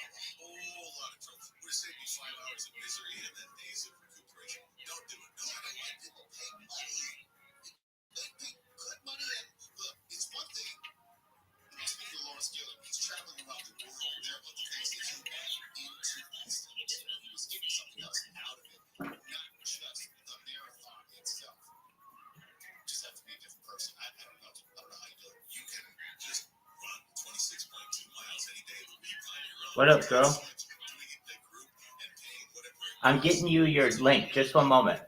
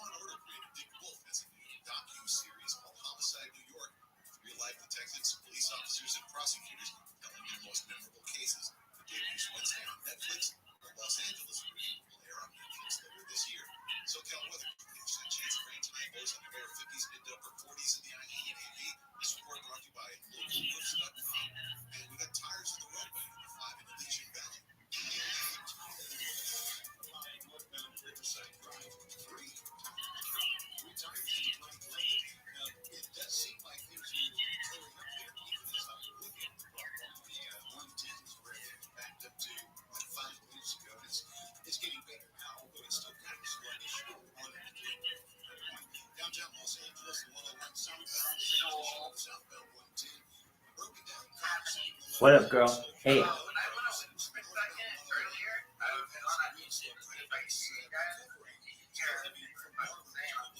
Oh yeah.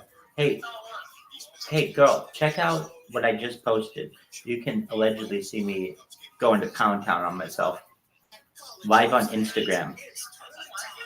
You can watch me live on Instagram. Take myself to Pound Town. Like it happened 111 weeks ago, allegedly. Spring is dead. Go to what I just posted in the Bitcoin Ass Vision, and you can see me live on Instagram, an X-rated video, allegedly. Oh, it's definitely X-rated.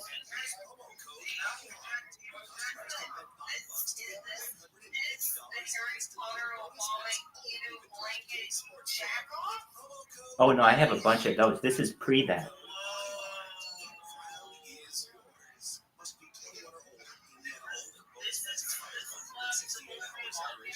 If you want to.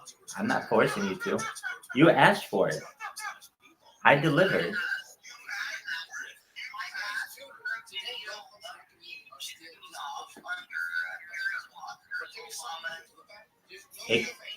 It could have been a deep fake.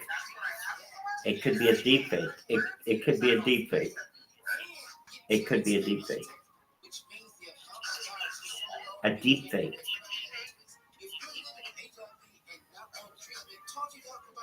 Anyway, you're welcome. Be separate.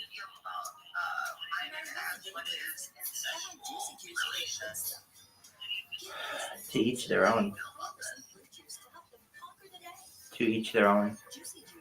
If that's what makes you happy.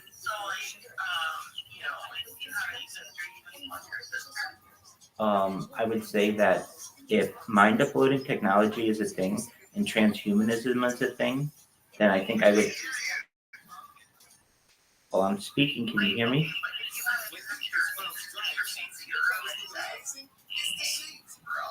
No, I don't want to have sex with my sister. No, but what I am saying is this.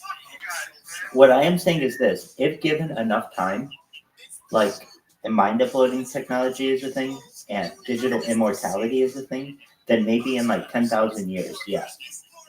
So I'm not against it. It's, yeah.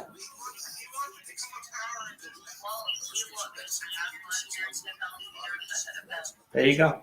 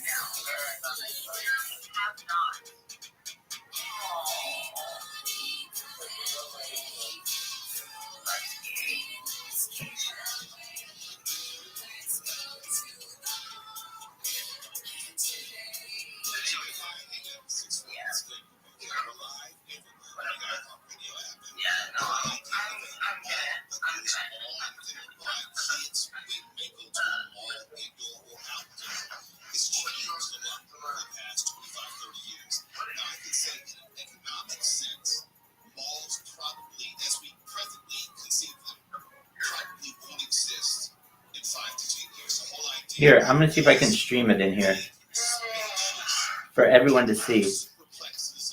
Just one moment. I don't know if my phone can handle it.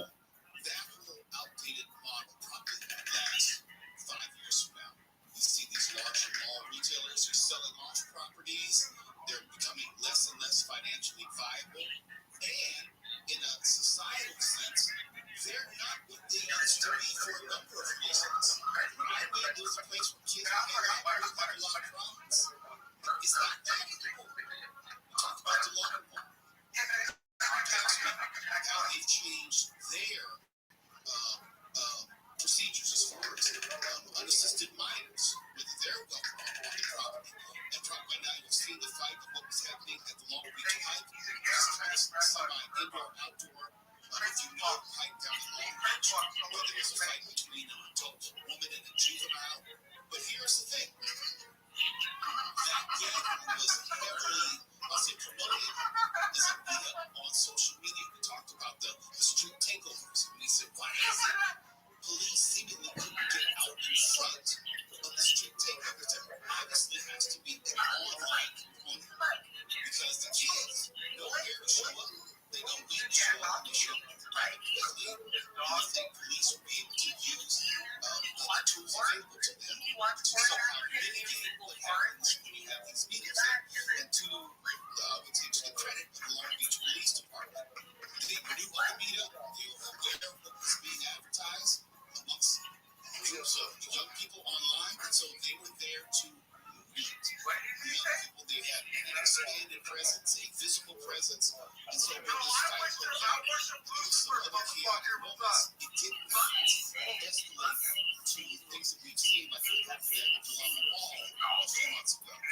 And so they were able to quell it rather quickly. Now going back to the whole idea of the wall concept, the pipe, we just talked about that, which is far as how they're expanding that area around the night to other areas right there. The pipe, they closed their mall stores down. I used to work down there when I was working as a karaoke host, so I know how it's laid out. It's attractive, especially to young people. And so it's a magnet. But I think it's safe to say, as we know that for a number of reasons, are not going to come to be what we know them to be.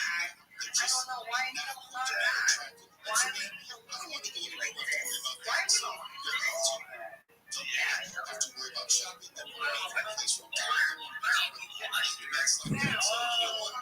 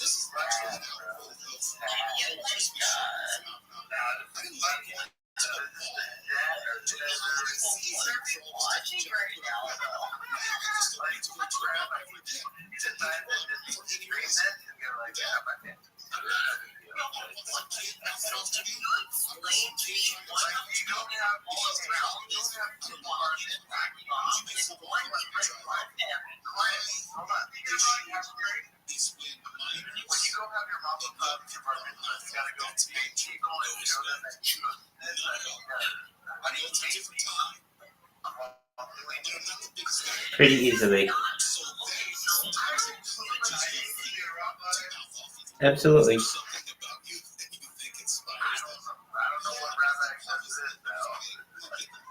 I'm a very modernist rabbi. That's the thing, it could be a deep fake. It could be a deep fake.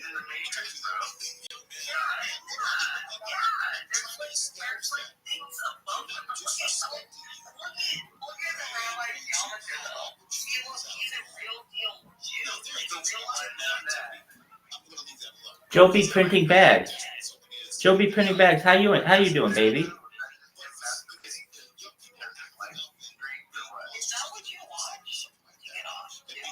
Me? No, I'm in a mill. Hey, we have Joe printing bags here, who couldn't speak earlier, but now can. What's going on, Joe? Be printing bags?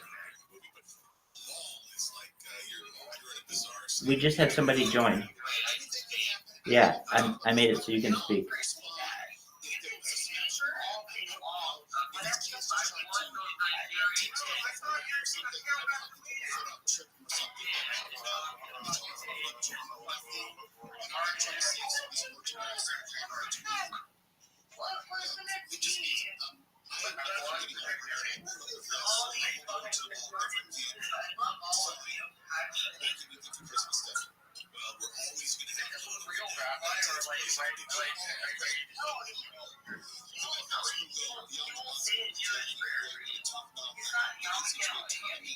Absolutely. Hey, do you know that a rabbi owns Pornhub?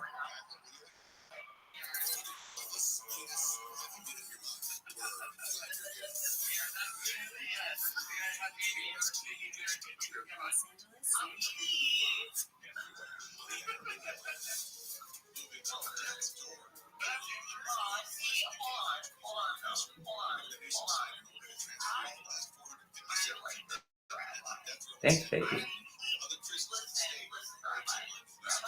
Yep.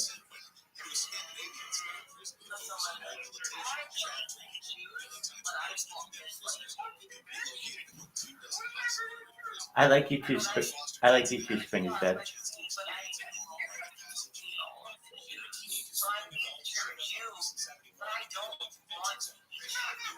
That's cool. I'll live with that. That's good.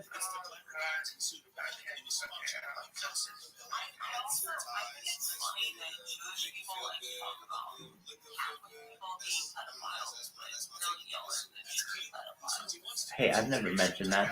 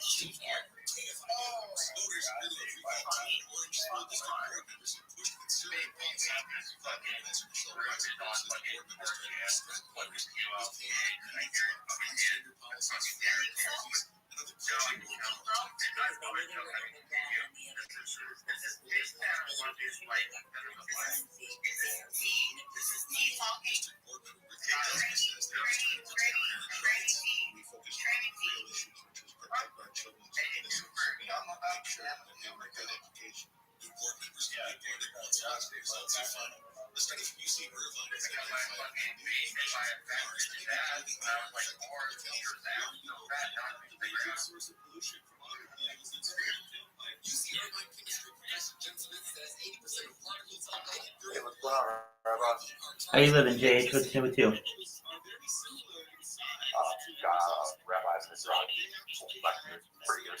Very good. I am in a I'm in a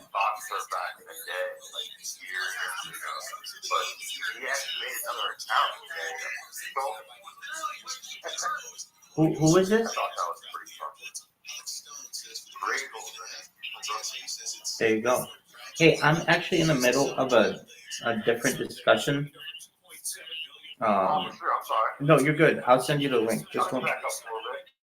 No, you're fine. I'll send you the link. Just a moment.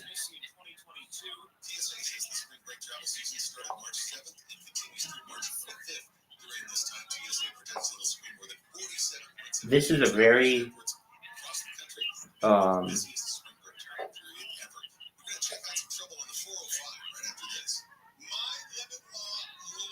there are this is like it's pretty pornographic.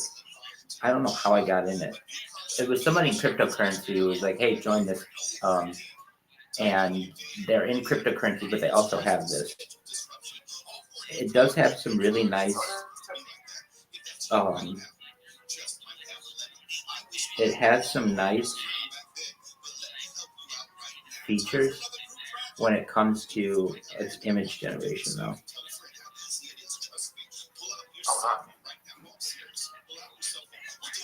But it just has people. You can make it just make whatever you want. Like it can just generate naked people. It can generate art. It can generate cartoons, whatever you want. Oh, that's cool. It is. All right. What's the app called? It's just like an image generator. I'll show you how to use it in a second. Can you post something in the chat? Just anything. Just post hi or something so I can send you this message.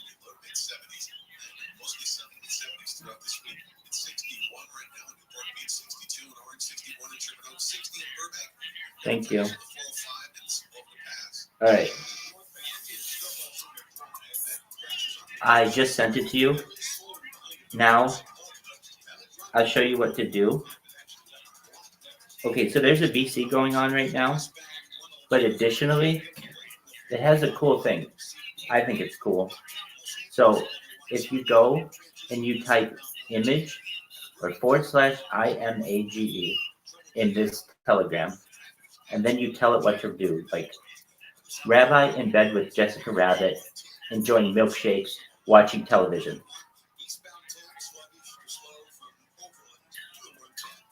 It will create that image for you. Now, is it perfect? No, but it's pretty damn accurate. It just takes like 10 seconds.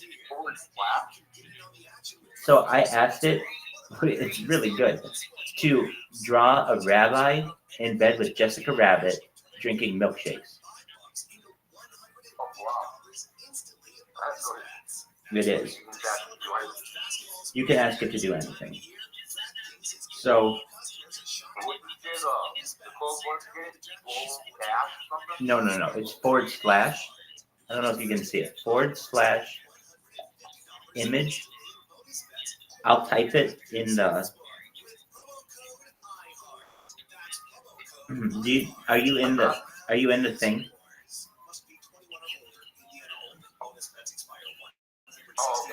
Okay, I see that you just joined. Okay, so then you go image. Yeah, I can't get into my ability. What does it say? It says the administrators of the group have restricted my ability to send messages. Don't worry, I'll fix that. I'll fix that. They gave me streaming privileges. Okay, how can I do this? Okay, you just joined. Oh, did you click here to prove you're a human? You have to click there and prove you're a human. Do you see that it says that? JH? Yeah, I'm seeing it right now. There we go. I didn't know what it was on there, but I found it. Excellent. So now can you send messages? Yes, sir. Excellent. Rabbi streaming 24 hours a day with a bunch of cameras and televisions in his bed. Okay, so now if I do image, processing image for Rabbi Rothschild, and then it takes a little bit of time. All right, and that's kind of what it looks like. Can you see that image? Oh, wow. That's great. Isn't that really cool? So if we do image, Rabbi in bed with 50 monitors around him and 20 cameras, watching them like a producer in a movie.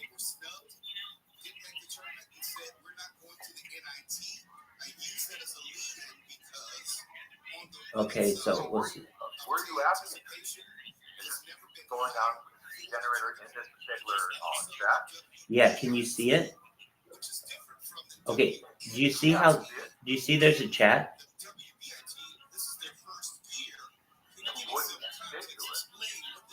I just, whatever you want. Yeah, /image, then a space, and then write whatever you want, and then you hit enter, and it'll create that image for you. So look, it just created an image of me in bed with a bunch of monitors and cameras and stuff.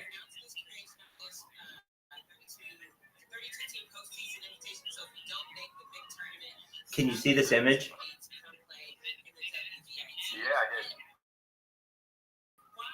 So you try one. It's /image.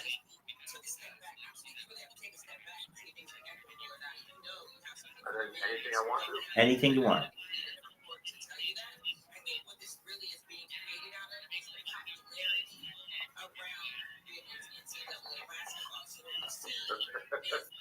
$200 boobs on one person. Perfect. I want to see it. Just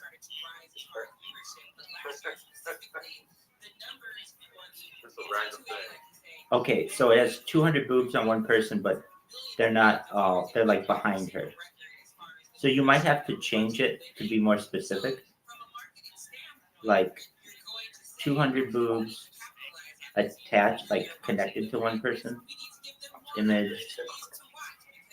A woman with 40 breasts.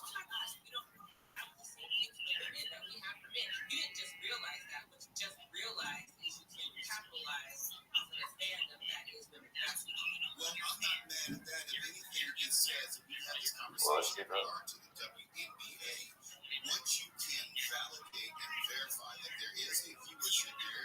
No, still not what we want. He's not doing it. Don't worry, we can get it more specific. 40 memories.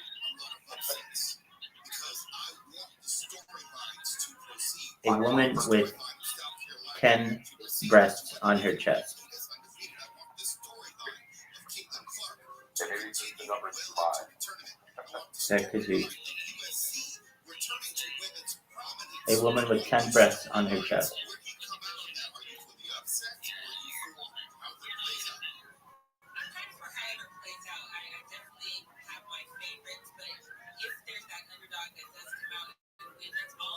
Nope, still not. So there's some things it won't, I don't want to say it won't do, but it can do a lot of stuff.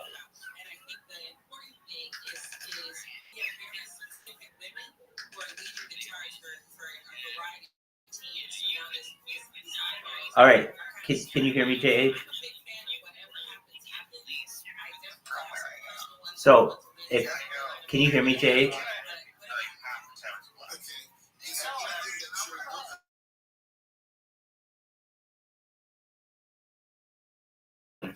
There are like porn stars in this BC, so it's not for the faint of heart.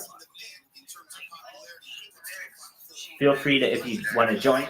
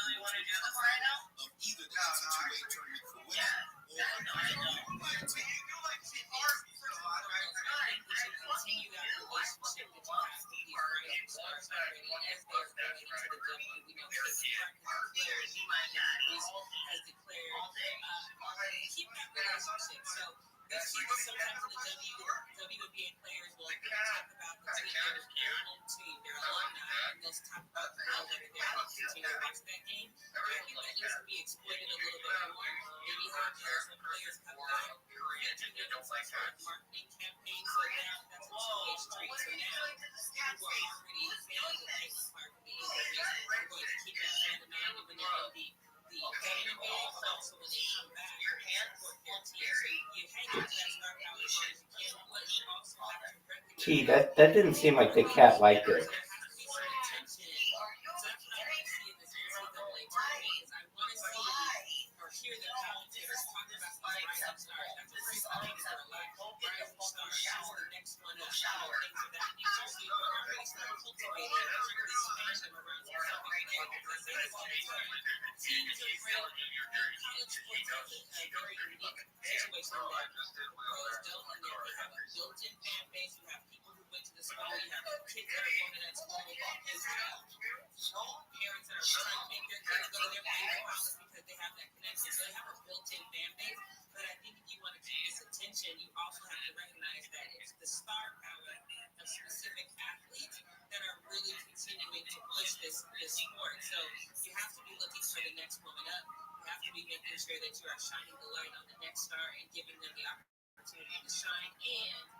doing that at the high school level as well. Like, you need to start creating this narrative around the younger players that come in. So this star power just never goes away. And we're always talking about somebody in the NCAA women's game.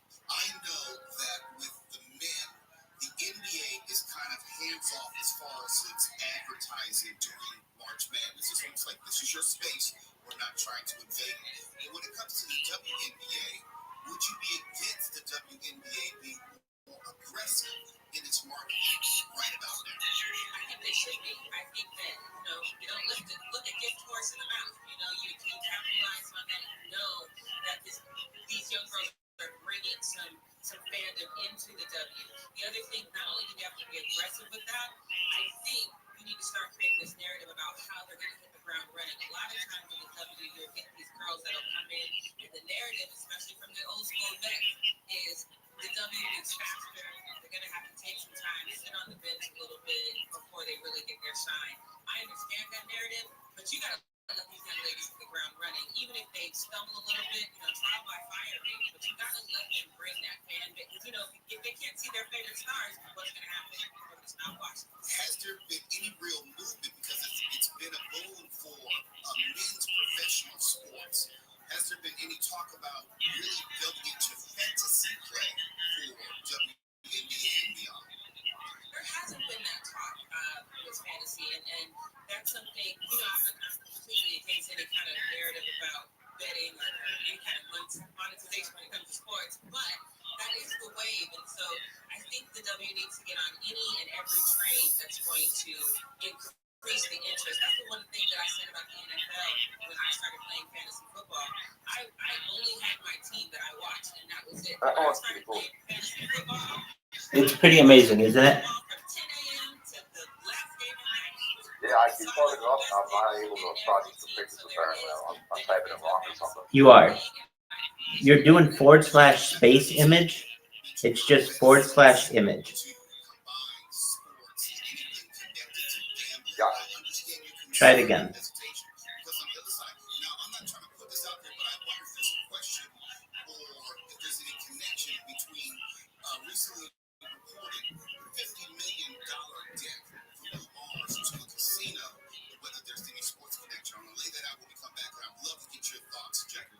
There was a prompt on there I had to hit. That's probably why. So you're just putting /image. You need to put /image and then a space, then your prompt.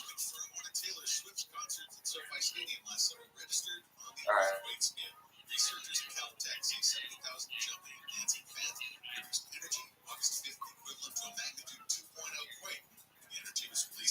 See how I just did one /image rabbi in car? There you go. You did it correctly that time.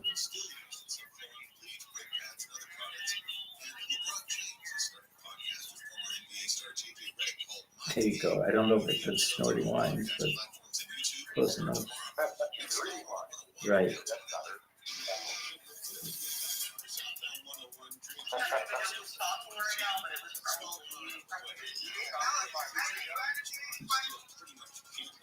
No, this is not Alex. This is not Alex.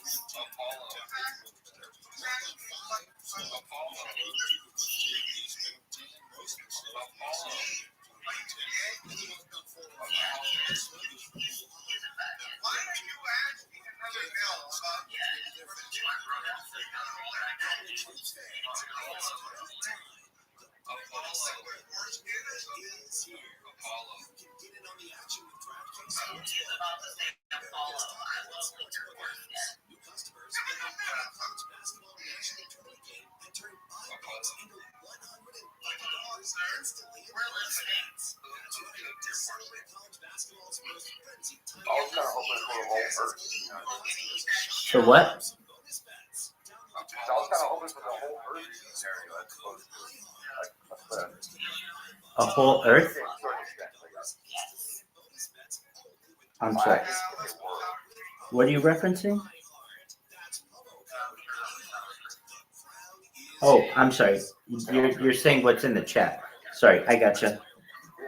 So then say, instead of world, say Earth.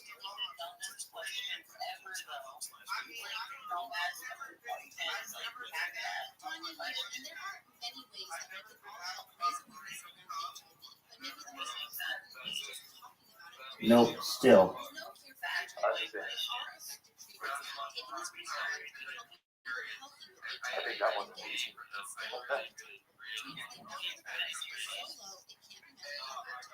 That's cool. Learn more at treatmentvtoday.com. This message was sponsored by Gilead Sciences.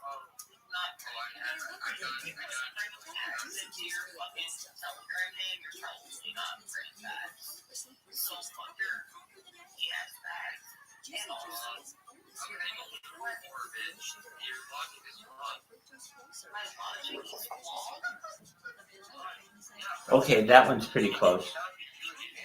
Yeah, that's all game for. Something like that. I'm not Jewish or poor. No, you're translating it. I'm poor. God, I think I insinuated that you were a faggot. I never insinuated that. Oh my God. What? Your brother's a faggot. So it's fucking bloodline. You're probably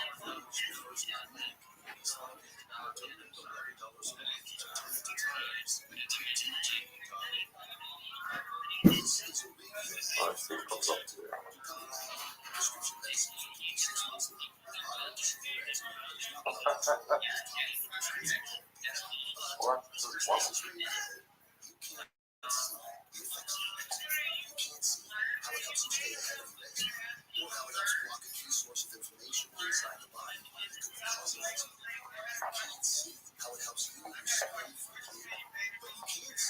That's really cool feature. I like that. I never knew that about this stuff.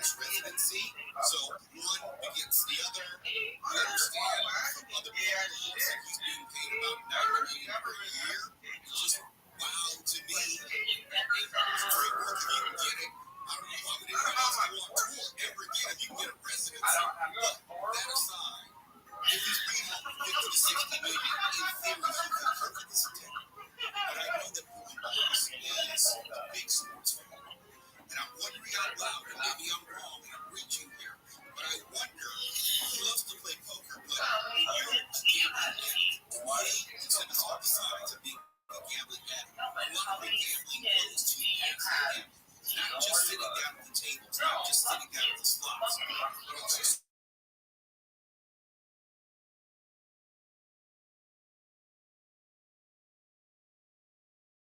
Anybody knows anything about the entertainment industry, when you're playing into that theater, you have a